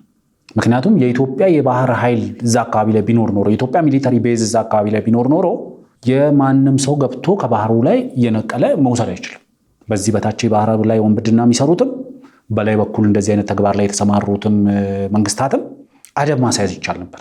ስለዚህ አሁን ለምሳሌ አዘርባይጃን ኦር ዩኤኢ ንብረታቸውን የተነጠቁት እነዚህ ሁለት ሀገራት በኢትዮጵያ የባህር በር ይገባኛል ጥያቄ ምንድን ነው የሚሉት አሁን? ስለዚህ አንድ ይሄን ያስረዳል። ዋናው ነገር ግን የኤርትራ መንግስት በድንበር አካባቢ ላይ ወታደራዊ ሞቢላይዜሽኖችን እየሰራ ነው፣ እንቅስቃሴዎችን እያደረገ ነው የሚለው የከረመ ወሬ ነው ለኔ። የኤርትራ መንግስት ጠቅላይ ሚኒስትር አብይ ወደ ስልጣን ከመጡበት ጊዜም ጀምሮ ሰራዊቱን የኢትዮጵያ መንግስት ነው እንጂ ከድንበሩ ላይ ያነሳው ለሰላሙ ሲባል የኤርትራ መንግስት በተለያዩ ምክንያቶች አድርጎ ድንበር ላይ የነበረውን ሰራዊቱን አላነሳም። እዛ ለምሳሌ ከፍተኛ ክምችት የነበረው ሰራዊት ነበረ። አሁን እንደ አዲስ ያንን የማንቀጠቀጠናከር እንቅስቃሴ እንዳደረገ ነው እንግዲህ የሳተላይት ፉቴጆች እያሳዩ ነው ያሉት።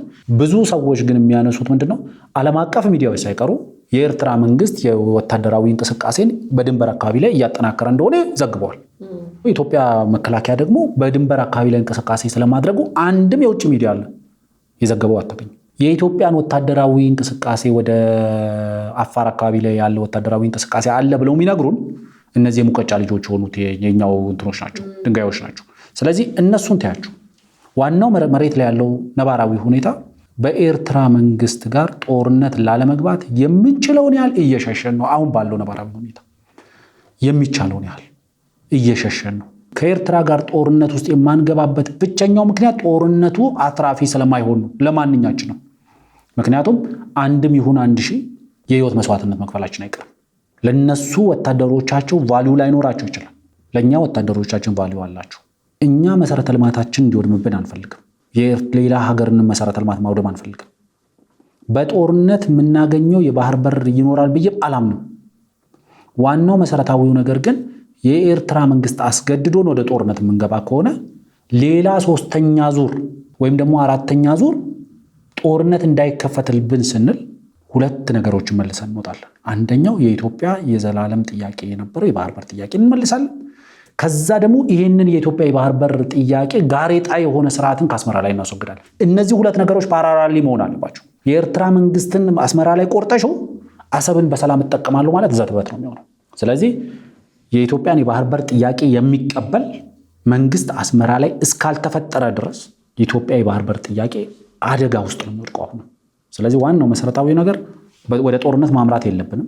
ከጦርነት በመለስ ባሉ መንገዶች መፍታት ይገባናል። የባህር በር ጥያቄያችንን ፍትሃዊ በሆነ መንገድ ከኤርትራ መንግስት ጋር ተነጋግሮ ተደራድሮ መፍታት ይቻላል። ይሄንን አስቻይ ሁኔታ መፍጠር የማይችልና ሀገር ውስጥ ያለውን ሰላም ደግሞ ማደናቀፍ፣ ሀገር ውስጥ ያለውን ልማት ማደናቀፍ ላይ ትኩረት አድርጎ የሚቀጥል ከሆነ፣ ዜጎቻችንን ማፈናቀል ላይ ትኩረት የሚያደርግ ከሆነ፣ የመሬት ወረራውን የሚገፋበት ከሆነ ግን የኢትዮጵያ መንግስት በቂና ተመጣጣኝ የሆነ ምላሽ ይሰጣል ብሎ ማሰብ ብዙም እንትን አይደለም። ጥሩ እንግዲህ በዚህ ብቻ ያበቃም መሳይ። የምስራቅ እዝ የሰራዊት አባላት ከ85 በመቶ በላይ ክደው ወደ ፋኖ እንደተቀላቀሉና ሌሎቹ እንደተበተኑ ይነግረናል። እቺ 85 በመቶ የምትለዋ ቁጥር እንግዲህ እዛ አዲስ አይደለችም። ክልሉም 85 በመቶ 90 በመቶ እኛ እጅ ነው 85 በመቶ 90 በመቶ እንዲሆነናል የሚል ነገር ይታያል። እና በተለይ ለመከፋፈል የሚሄዱበት ርቀት አለ። ልክ እንደ ከዚህ ቀደሙ ህወሓት ሲያደርግ እንደነበረው የትግራይ ተወላጆች የሰራዊት አባል የነበሩትን ከዛ ውስጥ አውጥቶ ወደ ጦርነቱ ስቦ ያስገባበትን መንገድ አይተናል። እነሱም እንደዚህ አይነት እንቅስቃሴ እያደረጉ እንዳለ ነው የሚያሳየን። የአማራ ተወላጅ የሆኑ የሰራዊት አባላት ከ85 በመቶ በላዩ ክደው ወደ ፋኖ ከነትጥቃቸው ገብተዋል የሚል ነገር ያነሳል። ከዚሁ ጋር ተያይዞ እንግዲህ አየር ኃይሉን ለማሳነስ የማድረግ አቅሙን ለጠላት ይፋ ለማድረግ በሱ አስተሳሰብ እንግዲህ ደካማነቱን ለማሳየት የሄደበትን ርቀት እናንሳሱ ያላቸውን ነገሮች ቃል በቃል እንጠቀምና ሀሳብ እንሰጥበታለን። እንግዲህ አየር ኃይሉ ካለፉት 2 መንግስታት በከፋ ሁኔታ የተዳከመበት ጊዜ ላይ ነው። አቅምና ብቃት ያላቸው አብዛኞቹ አብራሪዎችና የቴክኒሻን ባለሙያዎች በማንነታቸው በመታገዳቸውና በመባረራቸው ምክንያት ተዳክሞ ነው ያለው፣ ጥሩ ቁመና ላይ አይገኝም ይላል። በማንነታቸው ምክንያት በታገዱ ባለሙያዎች የተገዙ ድሮኖችን ጭምር ይላል ለመጠቀም በቂ የሰው ኃይል ባለመኖሩ ድሮኖቹ ቆመው ነው ያሉት ይላል። እንግዲህ በማንነታቸው ምክንያት በአስገዳጅ ሁኔታም ለረፍት እንዲወጡ የተደረጉ የአማራ ተወላጆች አሉ ይላል። እንግዲህ ስፔሲፊክ አድርጎ እሱ ስለጠራው እሱ እንዳለው እንጠቀም። አሁን ላይ እንግዲህ የኦሮሞ ተወላጆች ቁጥጥር ስር እንዲሆን ተደርጓል። የቀሩትም 3 አብራሪዎች ብቻ ናቸው አየር ኃይል ውስጥ የሚል ነገር ያነሳል። እንግዲህ የአየር ኃይል አዛዡን ጀነራል ይልማ መርዳሳን ጨምሮ 3 ሰዎች ከሳቸው ውጭ 2 ማለት ነው 2 ሰዎች ብቻ ናቸው እዚህ አየር ኃይል ውስጥ የቀሩት ይልና የውጭ ጥቃት ቢሰነዘር ይላል። እንግዲህ የውጭ ጥቃት አንተ እንዳልከው ያነሳው አሁን ካለን ሁኔታ ኤርትራ ናት፣ ሌላ ሊሆን የሚችል የለም። የውጭ ጥቃት ቢሰነዘር የሀገሪቱን የአየር ክልል በመጠበቅና ከመመከት አንጻር አቅሙ እጅግ አሳሳቢ ደረጃ ላይ ይገኛል እያለ ያወራል። እንግዲህ ይሄ ለኤርትራ መተማመኛ ከመስጠት አሳነሰን አናየው። ምክንያቱም ከዚህ ቀደም አስረስ ማረ ሰራዊቱን አዳክመነዋል፣ ሀሳብ አይግባችሁ፣ እናንተ ላይ ጦርነት የሚከፍትበት አቅም የለውም ብሎ ተናግሮ ነበር። ለኤርትራ መንግስት መተማመኛ ሲሰጥ ነበር። ዛሬም መሳይ መተማመኛ እየሰጣቸው ነው። መሬት ላይ ያለው ሀቅ ግን እንደዛ ነው የሚለው ላይ እናውራኛ። እውነት አየር ኃይሉ አሁን ባለው ሁኔታ፣ ምክንያቱም አንተም አየር ኃይሉን በቅርበት ታውቀዋለህ ከዚህ ቀደም፣ እኔም ደግሞ በኢህአዴግ ዘመን ውስጥ የአየር ኃይሉ አቋምና ቁመና ምን ይመስል እንደነበረ እዛም አካባቢ ላይ የመስራት እድል ስለነበረኝ በደንብ አድርጌ አውቀዋለሁ። ትላንት የት ነው ዛሬ የት ነው ያለው የሚለውን የምናውቀው ነው። እና እንደዚህ እንደ ትግራዩ አይነት ጨዋታ የአማራ ተወላጆችን ስቦ ወደ ጦርነቱ ለማምጣት የሚደረግ ሩጫና ለኤርትራ ደግሞ መተማመኛ የመስጠት አካሄድ አለ። በትክክል መሳይ ይሄ እንዳለው አየር ኃይላችን መሬት ላይ ያለው ሀቁ ይሄ ነው። ይሄን የምናነሳው በነገራችን ላይ ብዙ መንጋ እውነት መስሎት ሲያጨበጭብም ስላየን ነው። እውነት መስሎት የሚያምናቸውም ሰው ስላለ ነው። ቀላል የሚባል መንጋ የላቸውም፣ በተለይ በሶሻል ሚዲያው ላይ እና እንደዛ አይነት ሀሳቦች እየሰረጹ እንዳሄዱ ነው እነሱ የሚያነሱትን ሀሳብ እያነሳን ብዙ ጊዜ ወደዚህ ማምጣትን የምንወያይበት። they are doing me a favor እውነቱን ለመናገር ከሰሞኑ እየሰሩ ያለው ፕሮግራም ውለታ እንደዋሉልኝ የምቆጥራቸው እዛው እርስ በርስ ነው የሚመላለሱት ጥያቄዎቹ። ብዙዎቹ የሚያነሳቸው በራሳቸው ቁጥሮች ነው፣ በራሳቸው ለዛውም ሌላ ፕሮግራም ሪፈር ማድረግ አይጠበቅብኝም። እዚሁ በሚሉበት ፕሮግራም ላይ እዛው እርስ በርሱ ቁጥሮቹን እየጠቀስን በቁጥር መመለስ እንችላለን። በተደጋጋሚ ጊዜ የኢትዮጵያ ገበሬ ቁጥሩ 85% ነው ምናምን ይባላል ብዙ ጊዜ። አሁን ለምሳሌ ደርግም ሲወድቅ 85% ነው፣ ኢህአዴግም 20 ምናምን ዓመት በስልጣን ላይ ሲቆይ 85% ነው። አሁን ጠቅላይ ሚኒስትር አብይም ወደ ስልጣን ሲመጡ 85% ነው። እና ይሄ ቁጥር ሲደጋገም ብዙ ሰዎች ጥያቄ ያነሳሉ። ይሄ ነገር እንዴት ነው ወይ ወደ ላይ ወይ ወደ ታች የለውም ወይ ምናምን እየተባለ ይጠየቃል። እና አሁን ብዙዎቹ እዚህ ሀገር ውስጥ የምንሰማቸውን ቁጥሮች ስሚያቸው፣ ኦላንም ሄደሽ የኦሮሚያን ስንት % ተቆጣጥራል ብትዩ፣ እዚህ አማራ ክልልም ሄደሽ ፋኖቹን ስንት % የአማራ ክልል ተቆጣጥራቸዋል ብትያቸው፣ እዛ ወደ ሆነ ቤኒሻንጉል ውስጥ የሚሆነች ተፍተፍ የሚሉም ሰዎች የቤኒሻንጉልን ስንት ተቆጣጥራቸዋል ብትያቸው፣ እታች ወረድ ብንልም ወደ ጋምቤላ ሄደን እንደው የሆነ አንድ መሳሪያ አንግቶ ጫካ የገባ ሽፍታም ቢሆን ያዛ አድርገሽ ስንት % ተቆጣጥራል ብትይው የሚጠራው ቁጥር ኦልሞስት ተመሳሳይ ነው። እና በስታቲስቲክስ ወር በማቴማቲክስ ብዙ ጊዜ ራንደም ነምበር የሚባሉ አሉ። አሁን ለምሳሌ በአንድ ጦርነት ላይ 100 ሰው ህይወት መስዋዕትነት ከፈለ ሲባል ምንም ወደ ላይ ወደ ታች ሳትይ ውሸት እንደሆነ ታውቂያለሽ። ምክንያቱም በእርግጠኝነት 100 ሰው ሊሞት አይችልማ። እንደው ወይ ወደ ታች 90 ወይም የሆነ 80 ቤት ወይም ደግሞ 60 ምናምን ሊባል ይችላል። 100 ሻርፕ ወይ ደግሞ ከዚህ ወገን 100 ከዛ ወገን 100 ሞተ ከተባለ ውሸት እንደሆነ ይገባሻል። ምክንያቱም ሻርፕ የሚባሉ ቁጥሮች አይመጡም ራንደም ቁጥሮች ካልሆነ በስተቀር፣ ወይ ደግሞ ከ100 በላይ ወይ ደግሞ ከ100 በታች ምናምን ያልሽ ቁጥሮች ልትጠሪ ትችላለሽ። እና እዚህ ሀገር ላይ ቁጥር ፖለቲካ ብዙ ጊዜ አስቸጋሪ ሆኗል።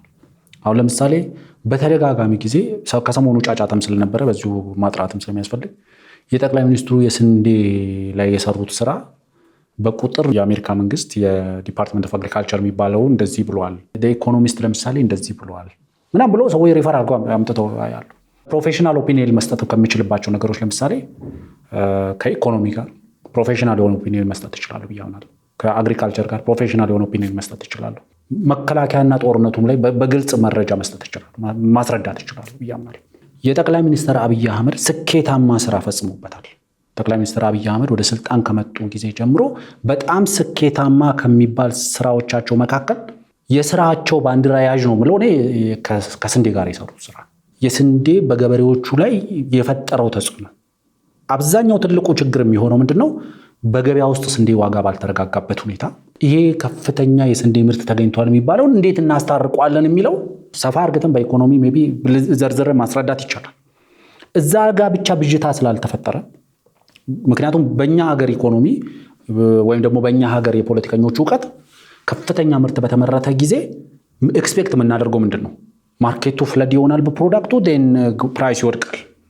ይህን ነበር ምን ዋጋውን ሳይወድቅ ምርቱ ከጨመረ ወይ ምርቱ አልጨመረም ወደሚለው ድምዳሜ ነው የምናመራው። ለእኔ በኦሮሚያ ውስጥ በምንቀሳቀስባቸው አካባቢዎች በአብዛኛው ኦሮሚያ አካባቢ ስንቀሳቀስ የማየው ገበሬ ስንዴ አምራች ገበሬ በከፍተኛ ደረጃ ምርቱ ጨምሯል።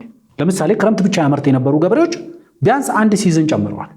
መሬት ላይ ያለው እውነታን እማቀውን ያለው የዩኤስ ዲፓርትመንት ኦፍ አግሪካልቸር የሚሰጠኝ መረጃ ልቀበለው አልችልም። ምክንያቱም ኢንቴንሽናሊ ቁጥሮችን ወደ ታች አድርጎ ማቅረብ ይፈልጋሉ። ምክንያቱም የአንድ ሀገር በስንዴ ራሷን መቻል ለአንድ የአሜሪካ ዲፓርትመንት ኦፍ አግሪካልቸር ይሄንን መቀበል ለነሱ ትልቅ ሸክም እንትን ነው፣ ጉዳት ነው፣ ይጎዳቸዋል። ከነሱ በላይ ያልተቀበሉት እኮ ኢትዮጵያውያኑ ናቸው። ምክንያቱም እነሱ ማይቀበሉት ያንን ቁጥር ከነዛ ላይ እየተቀበሉ ነው። እነዛ ማይቀበሉበት የራሳቸው ምክንያት አላቸው። ምክንያቱም እነሱ ላይ በምግብ ዋስትና ራስሽን እንድትችይ አይፈልጉም። በእነሱ ላይ ዲፔንደንት እንድትሆኝ ነው የሚፈልጉት። የፕሬዚደንት ትራምፕን ለምሳሌ ውሳኔ እኔ የዩኤስአይድ ላይ የወሰዱትን ውሳኔ የምደግፍበት አንደኛው ምክንያት አንድ መሬት ላይ ያለው ፋክትና ዩኤስኤድ የሚነግረን ፋክት መሬት ላይ ካለው እውነታ ጋር የሚናበብ አይደለም ብዬ ስለማመን ነው። በዩኤስኤድ እርዳታ የሚተዳደሩ ይሄን ያህል ሚሊዮን ሰዎች አሉ። ያለ ዩኤስኤድ ይሄ ሀገር በአፍጢሙ ይደፋል። ይህ አልነበረም ሲነግረን ነበር። ምን ሆነ አሁን ሀገሩ ምን ሆነ ብሎ መጠየቅ ይፈልጋል። ከነሱ ውጭ ሆነን መቀጠል እንደማንችል ይነግሩን ነበር። ስለዚህ ከነሱ ውጭ መቀጠል እንደምንችል ማሳየት አለብን። የቁጥር የተወሰኑ ልዩነቶች ሊኖሩ ይችላሉ፣ በሚባለው ደረጃ ግን አይደለም።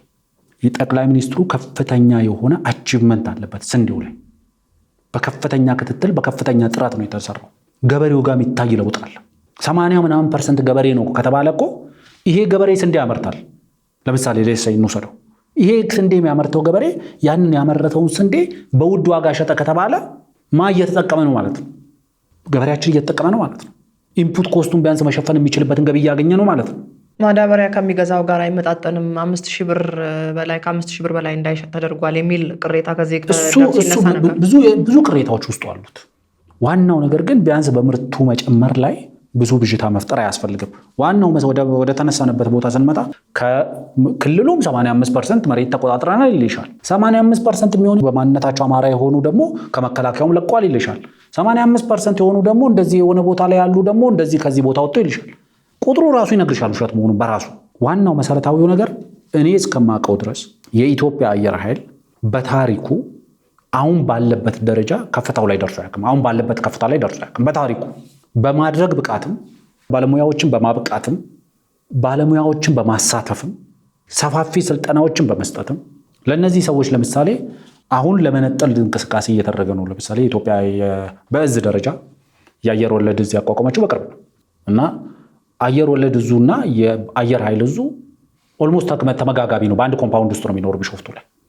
አሁን አየር ወለድ እዙ የራሱን እዝ ጣቢያ እየገነባ ነው፣ ግንባታ ላይ ነው ያለው። ብዙ ጊዜ የአየር ኃይሉ አዛዥ እና የአየር ወለዱ ምክትል አዛዥ እንትን ነው እንደዛ አይነት እንትን አለ። ብዙ ጊዜ እርስ በርሱ እንትን የሚል አየር ኃይሉ ከሌላ አየር ወለዱ ምንም አይጠቅም።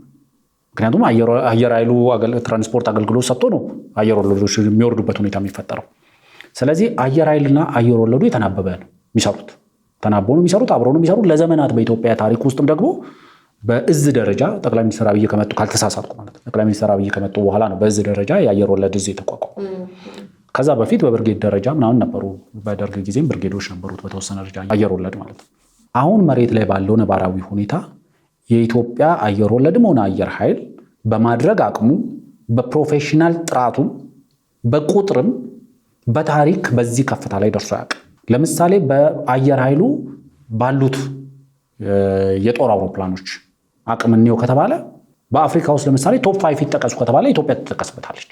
በድሮን ቁጥሩ እንጥቀሰው ከተባለ በከፍተኛ ቁጥር ከአፍሪካ ሜቢ በመሪነት ደረጃ ሊያስቀምጣት የሚችሉ ድሮኖች ናቸው። በመሪነት ማለት ከሰብሳራን አፍሪካ ከተባለ በመሪነት ልትጠቀስ የምትችል ሀገር ነች። ዋናው መሰረታዊ ነገር እነዚህ ሰዎች የኢትዮጵያ አየር ኃይል በከፍተኛ ደረጃ ተዳክሟል፣ እንደዚህ ሆኗል ማስረጃ አድርገው ያቀርባሉ።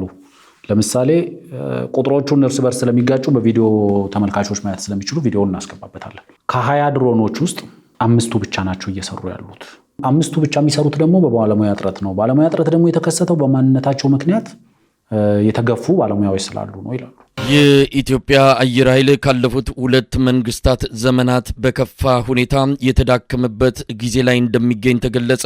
አቅምና ብቃት ያላቸው አብዛኞቹ አብራሪዎችና የቴክኒክ ባለሙያዎች በማንነታቸው በመታገዳቸውና በመባረራቸው ምክንያት አየር ኃይሉ በከፍተኛ ደረጃ ተዳክሞ ያለበት ቁመና ላይ እንደሚገኝ ነው የአንከር ሚዲያ ምንጮች ካደረሱን መረጃ ለማወቅ የተቻለው።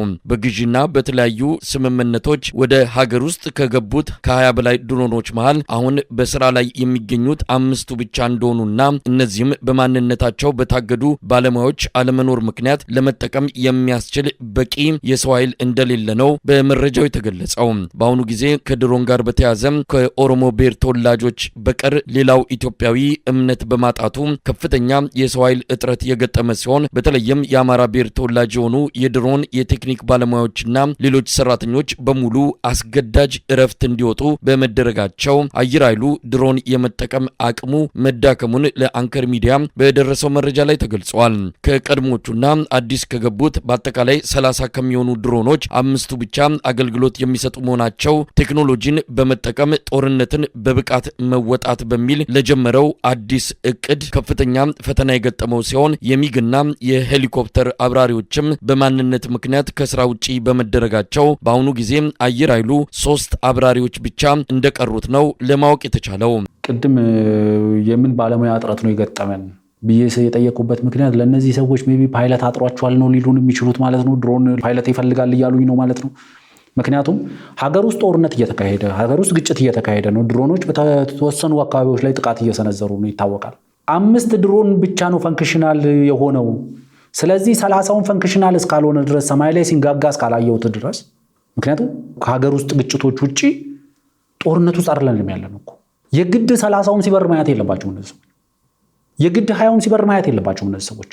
5 ድሮኖች ብቻ ናቸው አገልግሎት እየሰጡ ያሉት። ሌሎቹ ቆመዋል። ባለሙያ ሁሉም መነሳት የለባቸውም እኮ። ይሄን ዓለም ከቁጥር ጋር የሚያነሱ ከሆነ በተለይ ደግሞ ማንነትን ተገን አድርጎ ነው አየር ኃይሉም ስራ እየሰጠ ያለው። የትኛውም የፌዴራል ተቋም ውስጥ የአማራ ተወላጆች ቁጥር ትንሽ ነው፣ የሉም፣ ቦታ ተከልክሏል ሲሉን የነበሩ ሰዎች ናቸው። እንግዲህ ዛሬ ደግሞ በዚህ በእነሱ አሁን ባነሱት ሁኔታ ደግሞ ስንመለከት እንግዲህ ከፍተኛውን ቁጥር የያዙት እነሱ ናቸው ማለት ነው። አሁን በሚሄዱት አካሄድ ከየት መጡስ? ምክንያቱም ተገለዋል ማለት መገለል በሚለው እያዝልኝ አልነበሩም። የአማራ ተወላጆች የሉም፣ በኦሮሞ ተወላጆች ተወሯል አየር ኃይሉም መከላከያውም ሲሉን ነበረ። ዛሬ ደግሞ እነሱ የሉም። እነሱ ባለመኖራቸው እንግዲህ ከ30 25ቱ ቆመዋል ከሆነ 25ቱን የሚያበሩት እነዚህ ሰዎች ነበሩ። ድሮን አይበርም፣ እዛ ቁጭ ብለህ የምትቆጣጠረው ነገር ነው። ነገር ግን በአብራሪ ብሎ ስለጠቀሱት ነው እነሱ እና እንደዚህ አይነቱም ነገር አለ። ከማንነት ስብጥር ጋር ተያይዞ የሚነሱ ቅሬታዎች ነበሩ እዚህ ሰፈር ላይ። ዋናው መሰረታዊው ነገር ለምሳሌ በህወሓት የኢትዮጵያ መከላከያ ሰራዊትን ባጠቃበት ጊዜ ላይ አብዛኛው በመከላከያ ውስጥ ከፍተኛ የአብራሪነትም የቴክኒሻኖችም ድርሻ የነበራቸው በማንነታቸው ከትግራይ አካባቢ የሆኑ ሰዎች ነበሩ። ያኔ ሲተረክ የነበረው እንዴት ነበር? እነዚህ ሰዎች በከፍተኛ ቁጥር እዛ አየር ኃይል ውስጥ ስለነበሩ አየር ኃይሉን ጥለው በመውጣታቸው ከፍተኛ ክፍተት ፈጠረ። በወቅቱ ያ ጦርነት ላይ የኢትዮጵያ መከላከያ ሰራዊት የኢትዮጵያ አየር ኃይል በወቅቱ ጦርነቱን በሚመጥነው ደረጃ ተዋግቷል። ትላንትና የትግራይ ሰዎች ከዚህ በመውጣታቸው አየር ኃይሉ ላይ ክፍተት ካልፈጠረ አሁን እየተባለ ያሉን ያሉት እንግዲህ አንቺ እንዳነሳሽው በአየር ኃይል ውስጥ ከፍተኛ የሆነ ድርሻ ያላቸው የአማራ ባለሙያዎች ናቸው ማለት ነው። እዚህ ጋር ይታመናል። ከፍተኛ ቁጥር ያላቸው አማሮች በአየር ኃይል ውስጥ አሉ የሚለው ነገር እዚህ ጋር ይታመናል። ሌላ ቀን ደግሞ ፕሮፓጋንዳ ላይ ደግሞ አየር ኃይሉ በኦሮሞዎች እየተወረረ ነው የሚል ነገር ይቀርባል። እነዚህ እርስ በርሳቸው የሚጋጩ ነገሮች ናቸው አንደኛው። ሁለተኛው በቁጥር እናንሳ። እዛው ማለት ከዚህ በፊት ከዛሬ ከ2 ቀን ከ3 ቀን በፊት በሚሰሩት ፕሮግራም ላይ ዛሬ ሲሰሩ እርስ በርስ የሚጋጭ ነገር ልታገኝ ትችላለሽ። እዚሁ ፕሮግራም ላይ ከ20 ድሮኖች 5ቱ ኢትዮጵያ ወደ 20 አካባቢ ድሮኖች አሏት። ከ20ዎቹ 5ቱ ናቸው አገልግሎት እየሰጡት ይሉና ትንሽ ወረድ ሲሉ ካሏት ወደ 30 የሚጠጉ ድሮኖች 5ቱ ናቸው አገልግሎት እየሰጡ ያሉት ይላሉ። 20 ነው 30 ነው ስንቱ ለይቶ እንኳን አያውቁት ቁጥሩ። መሳሳት ሊኖር ይችላል፣ ምናምን ሊኖር ይችላል። ግን እየደጋገምሽ እንደዚህ አይነት ነገሮች ስትሰሪ አላስፈላጊ ነው። ዋናው መሰረታዊው ነገር አሁን ላለው ጦርነት አይደለም ከኤርትራ ጋር ጦርነት ስንገጥም አየር ኃይሉ በሙሉ አቅሙ እየተዋጋ ነው ለማለት ኢትዮጵያ በሚግም በሱም በድሮንም በሄሊኮፕተርም ያላት አቅም በሙሉ አየር ላይ ሲሆን አይደለም የምታውቂው። ለጦርነቱ በሚመጥን ደረጃ ጦርነቱ በሚያስፈልገው ደረጃ የአየር ሽፋን መስጠት በሚያስችል ደረጃ ነው የአየር ኃይልሽን እንቅስቃሴ የሚያደርገው እንጂ ለእያንዳንዱ የጦርነት እንቅስቃሴ ላይ ያሉሽን ሁሉ አታስነሽ። አሁን ለምሳሌ እዚህ ጋር መንግስት በድሮን እንደዚህ ያደረገን ተብሎ በሁሉም ቦታ ጋር ተሰሚያለሽ። እዚህ ጋር ደግሞ አሁን አገልግሎት እየሰጡ ያሉት አሁን በረራ ላይ እየተሳተፉ ያሉት 5 ድሮኖች ብቻ ናቸው። አንዳንድ ጊዜ ለሰርቬላንስ የሚነሱ ድሮኖችን በተመለከተ ሜቢ 1 እና 2 ሰው 3 እና 4 ድሮኖችን ሊቆጣጠር ይችላል። ለሰርቬላንስ የተነሱ ድሮኖች ሲሆን አንዳንድ ድሮኖች ደግሞ አሁን ኢትዮጵያ እጅ ላይ ያሉ ዘመናዊ የሚባሉ ድሮኖች ደግሞ ሚሽን ኦልሬዲ ፊድ አድርገሻቸው ራሳቸው በራሳቸው ራሳቸው ሄዶ ታርጌታቸው ላይ በመጋጨት የሚጠፉ አሉ። አንዳንዶች ደግሞ አንቺ ትእዛዝ የማይፈልጉ አውቶሜትድ የሆኑ አንቺ ታርጌቱን ብቻ ፊድ አድርገሽው ምልኪው ከዛ በቦታው ላይ ሄዶ ጥቃት ሰንዝሮ ወደ ቦታው የሚመለስ እንደነዚህ አይነት ድሮኖች ባሉበት ሁኔታ አንድ የድሮን ኦፕሬተር 3 እና 4 ድሮኖችን መቆጣጠር በሚችልበት ሁኔታ እያለ እነዚህ ሰዎች የድንቁርናቸው ልክ በባለሙያ እጥረት ከ20 ድሮኖች አሁን 5ቱ ብቻ ናቸው አገልግሎት እየሰጡ ያሉት። እውነቱን ለመናገር ኢትዮጵያ ባላት ለምሳሌ የጀቶች ቁጥር ልክ ፓይለት በበቂ ደረጃ አላት ብያለሁ እውነቱን ለመናገር። ምክንያቱም ሁሉም ጀቶች በአንድ ጊዜ አየር ላይ አይሆኑ። 10 ፓይለት ካለሽ 20 ጀት ካለሽ ሜቢ በቂ ሊሆን ይችላል። ምክንያቱም 20ውን ጀትሽን በአንዴ ማስነሳት ላይ ይጠበቅብሽ ስለሚችል ማለት ነው። እነዚህ ሰዎች ስለሚያወሩት ነገር በበቂው ደረጃ ግንዛቤው የላቸውም። በመሀይም ድፍረት ነው የሚናገሩት። የመሀይም ድፍረት ብቻ ደግሞ ሳይሆን ደግሞ ውሸትም ይቀላቅሉበታል። አንዳንዴ ቅዳሴው ሲያልቅበት ፉከራ ጨመረበት እንደሚባለው በየመሃሉ ሳይሆን በየመሃሉ እውነት የሚመስል ነገር ጣል እያደረጉበት ሙሉ ውሸት ነው የሚዘግቡት። ይህንን ደግሞ ውሸታቸውን ተቀብሎ ደግሞ የሚያስተጋባ ደግሞ እውነት የሚመስለው ደግሞ በመቶ ሺዎች የሚቆጠር ደግሞ ሰው አለ። ይሄ እነዚህን ሰዎች ተከትሎ ገደል እየገባ ያለ ሰው ነው። እዛው ጋር አይጠይቃቸው 30 ነው ወይስ 20 ነው ኢትዮጵያ ያላት ድሮን የሚለውን አይጠይቅም። ወይ ደግሞ ከ20 እስከ 30 እንኳን ብለው ሬንጅ ማስቀመጥም እኮ ይችላል ቁጥሩን ካላወቁት። ዋናው መሰረታዊ ነገር መታወቅ ያለበት የኢትዮጵያ አየር ኃይልም የኢትዮጵያ የምድር ሰራዊትም የኢትዮጵያ አየር ወለድም አሁን ያለበት ከፍታ የኢትዮጵያ ወታደራዊ ታሪክ ውስጥ ከፍታኛው ቦታ ላይ ደርሷል። አሁን የማድረግ አቅምም አለው፣ የጥራት አቅምም አለው። ትልቁ ስህተታቸው የሚጀምረው ከዚህ በፊት በተደጋጋሚ ስላልኩት በአገር ውስጥ ጦርነት መከላከያውንም አየር ኃይሉንም መገምገም ፈጽሞ ስህተት ነው። ለምን ቤተክርስቲያን ውስጥ ስብሰባ ስናደርግ አልመታንም? ለምን ትምህርት ቤት ውስጥ ስብሰባ ስናደርግ ወይም ለምን ጤና ጣቢያ ውስጥ ስብሰባ ስናደርግ ወይም ገበያ ውስጥ ስንንቀሳቀስ ለምን አልመታንም? ስለዚህ ደካማ ስለሆነ ነው ማለት ለአንቺ ያሳየውን ሲምፓቲ ሴንስ ኦፍ ቢሎንጊንግነስ ለወረረን ለሌላ ጠላት ሀገር ያንን ሲምፓቲ ያሳያል ማለት አይደለም። ስለዚህ በተቻለ መጠን ማወቅ ያለባቸው በተቻላቸው መጠን የኛን መውቀስ ትተው ያኛውን ወገን ቢመክሩ ተሻለ ይመስለኛል መጥቶ ለመናገር። መልካም እንግዲህ የእንጀራ አባታቸው ኢሳያስም የእነሱን ወሬ ሰምቶ ብዙ ርቀት ባሄድ ቆም ብሎ ማሰብም ይጠይቃል አንዳንዴ እነሱ የሚነግሩትን። ምክንያቱም እነዚህ ሰዎች ሲያወሩ ከጠቅላይ ሚኒስትሩ ጽሕፈት ቤት ውስጥ ሰው አላቸው፣ ከጥብቅ መረጃ አገኘን ነው። ባንክም ሂድ ከውስጥ ባንክ ውስጥ የሚሰራ ከፍተኛ አመራር ነው፣ መከላከያ ውስጥም እንዲሁ ስለሚሉ ብዙ ሰው ከዛ አግኝተው ነው ብሎ ስለሚቀበልም ነው። እና እንግዲህ ኢሳያስ ከክፋታቸው ባሻገርም ዋይዝ ናቸው ይባላል ብዙ ጊዜ። የእነዚህን የልጆቻቸውን ወሬ ሰምተው እንግዲህ ብዙ ርቀት እንደማይሄዱ ተስፋ እናደርጋለን። እና አጠቃለው ፕሮግራማችንን በአንድ ነገር የወርቁን ጉዳይ ቀደም ሲል ስላነሳ ነው ትንሽ እንበልበት ሰዓትም ስለሌለን እንግዲህ ከዚህ ቀደም ፓርላማ ላይ ቀርበው ጠቅላይ ሚኒስትር ዶክተር አብይ አህመድ በቤተ መንግስት ውስጥ የነበሩ ወርቆችን ለብሔራዊ ባንክ እንዳስረከቡ ተናግረዋል። ከዛ በኋላ የተለያዩ ሀሳቦች ተሰንዝረው ነበር። ወርቆቹ መጀመሪያም አልነበሩም፣ ለብሔራዊ ባንክም አልገባም። ከብሔራዊ ባንክ ውስጥ ያገኘነው ሰው መረጃ ሰጥቶናል፣ ውሸት ነው እኛ የምናውቀው ነገር የለም ብሎናል ሲሉ ነበር እነዚሁ ሰዎች። ዛሬ ደግሞ እንግዲህ በምኒልክ ቤተ መንግስት ተከማችቶ የነበረውን ወርቅ ይላሉ $1 ቢሊዮን ተሽጧል። ያቺ የፈረደባት ኤሚሬት ናት እዚህ ጋር የተነሳችው። እንግዲህ ሁሉን ነገር ለኤሚሬት ነው የሚሸጠው የኢትዮጵያ መንግስት በእነሱ እሳቤ። አሁን በቤተ መንግስት ውስጥ ለእይታ የቀረቡት ከወርቅ ቅብ የተሰሩ ናቸው እንጂ ወርቅ አይደሉም ይላል። ማንኪያዎች፣ ሳህኖች፣ የተለያዩ ቅርሳ ቅርጾች ነበሩ እና እነሱ የውሸት ቅብ ናቸው የነበሩት፣ ተሽጧል ትክክለኞቹ። ቀደም ሲልም ጠቅላይ ሚኒስትሩ እንግዲህ የገለጹት ወርቅ ሳይሆን እንደዚህ አይነት ቅርስ ተብሎ የተቀመጡ ንብረቶችን ነው አውጥቶ ለኤሚሬት የሸጠው። ይሄ ደግሞ 470 ኪሎ ግራም በላይ ይመዝናል። ስለዚህ ወደ ብሔራዊ ባንክ አይደለም የገባው ለኤሚሬት ነው የተሸጠው የሚል ነገር አንስተዋል። የተወሰነ ነገር አጥርተን ለማለፍ ነው ድጋሚ ስለመጣ እዚህ ላይ ሀሳብህን ምናልባት በትክክል እንደዛ ነው ወይ የሚለውን ነገር ለማሳወቅም ያህል። በሚኒሊክ ቤተ መንግስት ተከማችቶ የቆየው ወርቅ $1 ቢሊዮን መሸጡ ታወቀ።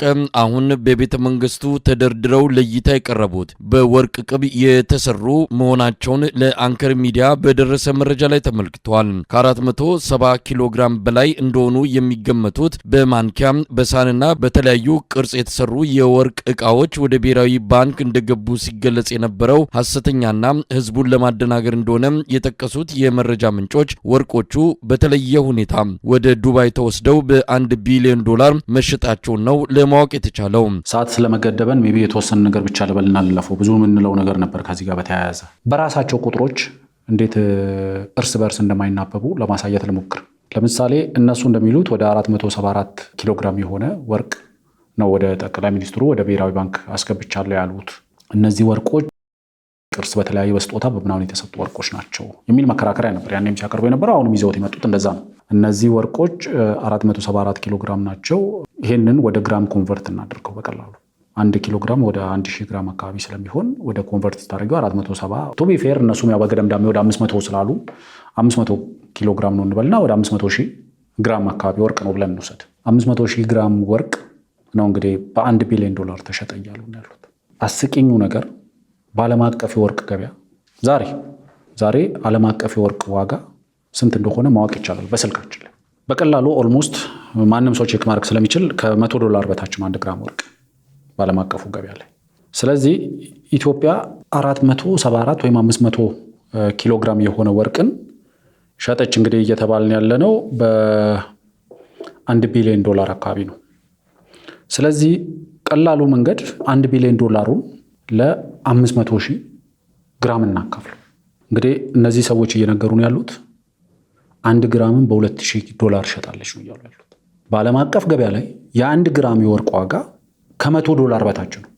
ዛሬ 96፣ 92፣ 95 እንደዛ አካባቢ ነው ኦልሬዲ እንትን እያደረገ ያለው። $2,000 ሸጣለች ነው እየነገሩን ያሉት። $100 ገበያ ላይ ኢትዮጵያ $2,000 ሸጣለች። $2,000 ማለት ወደ ኢትዮጵያ ብር ስንቀይረው እንግዲህ ብሔራዊ ባንክ ባለፈው ባወጣው ጨረታ ላይ በ135 ብር አካባቢ ነው $1 የተሸጠው። ወደ 270,000 ብር 1 ግራም ወርቅ ሸጣለች ነው እንግዲህ እየተባለ ያለው። ማለት ይሄ አንድ ድንቁርናም ነው። በቃ ጀስት በአሰምሽን መስራት ነው። ከዛ ደግሞ ተንደርድረው ይመጡና ደግሞ ወደ 13 ቶን ወርቅ ደግሞ ዱባይ ላይ የተከማቸ የኢትዮጵያ ወርቅ አለ ይላሉ። በኤክስፖርት ወደ ዱባይ ሄደ። አንደኛው ዱባይ ለወርቅ ገበያ ተመራጭ ሀገር ነው። ይሄ መካድ አይቻልም። ኢንተርናሽናል የወርቅ ገበያ ሄድኳርተር ከተባለ ዱባይ ነው። ብዙ ጊዜ አብዛኛው ሀገራት የወርቅ ሽያጭ የሚያደርጉት ወደ ዱባይ ነው። ለእኛ ወዳጅ ሀገር ብቻ ስለሆነች የተሻለች ገበያ መዳረሻም ስለሆነች አብዛኛው የኢትዮጵያ ወርቅ ወደ ዱባይ ኤክስፖርት ይደረጋል። ኢትዮጵያ እንደ ክምችት አስቀምጠዋለች የሚባለው እንግዲህ 13 ቶን አካባቢ ወርቅ እዛ ተከማችቷል ከተባለ 1 ቶን ማለት 1000 ኪሎ ግራም ማለት ነው። 1000 ኪሎ ግራምን ወደዛ 13 ስትመጪ ወደ 13000 ኪሎ ግራም ማለት ነው። 13000 ኪሎ ግራምን ወደ ግራም ቀይሪው። እንግዲህ ከፍተኛ ቁጥር ያለው ወይ ደግሞ ወደ 1300 ኩንታል ወርቅ ዱባይ ላይ የኢትዮጵያ መንግስት አለው። በጠቅላይ ሚኒስትር አብይ ስም ነው አለ የሚለው። እንግዲህ እሱ ማለት ለኔ የድንቁርናችንን ጥግ ነው ይሄ ነገር እየነገረን ያለው። ምክንያቱም አንድ እዚህ ያለው ወርቅ 474 ወይም ደግሞ 500 ኪሎ ግራም ነው ብለሽ ስታበቂ፣ ይሄ 500 ኪሎ ግራም ወርቅ ደግሞ ለዱባይ መሸጡን ነግረሽን ስታበቂ፣ የተሸጠበት ዋጋ ደግሞ ከዓለም አቀፉ ገበያ ማለት ኦልሞስት እንግዲህ $100 ይሸጥ የነበረ በ20 እጥፍ ማለት ነው ጨምሮ ነው የተሸጠው ማለት ነው። በምን ምክንያት? ምንም ማለት there is no any escape route አሁን ከዚህ ውስጥ የሚያመልጡበት መንገድ የለም ከዚህ ውሸት ማለት በዓለም አቀፉ እንደው ይሄ ነገር የተሸጠው እንደው እንደ ቅርስ ነው እነሱ እንደሚሉት ዓለም አቀፍ የሶቨኒር የሚባሉ በቅርስነት የተመዘገቡ እቃዎች የሚሸጡበት መድረክ ከወርቅ የተሰሩ ቅርሶች የሚሸጡበት እንደው ቅርስ ነው የተሸጠው ብሎ እንደው አይናቸው በጨው አጥበው እንኳን ከመጡ ቅርስ ስለሆነ ነው የተወደደው ከተባለ እሱ የግራም ዋጋው ይሄ አይደለም በምንም ማምለጥ አይችሉም የውሸታቸው ልክ እስከዚህ ድረስ ነው ማን ይጠይቃልና ነው ወዴት ታመልጣለ የሚጠይቅ ሰው ስለሌለ ነው እነሱም በተደጋጋሚ ትልቁ መሰረታዊ ነገር ምንድነው የኛ ግዴታ እውነቱን በቁጥር በማስረጃ በራሳቸው ቁጥሮች አስደግፎ ማቅረብ ነው ይሄንን መከራከር የሚፈልግ ሰው ካለ ይከራከር ማስረጃው መሬት ላይ ያለው ማስረጃ የሚነግረን ሸጡ የተባለው ወርቅን ነግረውናል በተለያዩ ፕሮግራማቸው ላይ ቀርበው ቅርሶቹን አቅልጦ ወደ ጎልድ ባር ተቀይረው እነሱን ነው አሁን ቅርሶቹን ኦሬዲ ለብሔራዊ ባንክ ገቢ ያደረገው የሚል ነገር ነው የተነገረን ብሔራዊ ባንክ አልገባም በቀጥታ ወደ ዱባይ ነው የተላከው የሚል ነገር መጥቷል ዋናው መሰረት ቁጥሩን የነገሩን እነሱ ናቸው ወደ ጎልድ ባር እንደተቀየረም የነገሩን እነሱ ናቸው በየትኛው ከፍታ የጎልድ ኳሊቲ ሌቭል ላይ ቢገኝ ያለው ዋጋ ይሄ ነው በዓለም አቀፉ ገበያ ላይ ከዚህ በታች የተወሰነ የሚወርድበት እንጂ ከዚህ በላይ የሚወጣበት የለም ከፍተኛው ዋጋ $100 በላይ አይደለም አሁን በግራም በዛሬ ገበያ ስለዚህ እነሱ የነገሩን ማስረጃዎችን ብቻ ነው የተጠቀምኩት ቅርስ ነው ብሎ ለማምለጥ የሚያደርጉት ጥረትም ብዙ አያስኬድም ምክንያቱም አቅልጦት ወደ ጎልድ ባር ተቀይሯል ብለውናል በተለይ በሌላ ፕሮግራም ላይ ከዚህ በፊት ስለ ጠቅላይ ሚኒስትሩ ወደዛ አስገባውት ወደ ብሔራዊ ባንክ አስገብቻለሁ ሲሉ አይ ቀልጦ ወደ ብሔራዊ ባንክ የተላከው ቅርሱ ነው አሁን ያለው ወርቅ ቅብ የሆነ ቅርስ ነው ቅርጾች ኦሬዲ ተሰርተው መጥተው ነው ሙዚየም ውስጥ የተቀመጡት ሚል ወከራከረ ዳስኩድ እነሱ ያቀረቡትን ማስረጃ ተጠቅመን ቁጥሮቹን ስንተነትናቸው ግን እርስ በርስ አይናበቡም እርስ በርስ ይጋጫሉ ከዓለም አቀፍ ገበያው በፍጹም የሚታረቁ አይደለም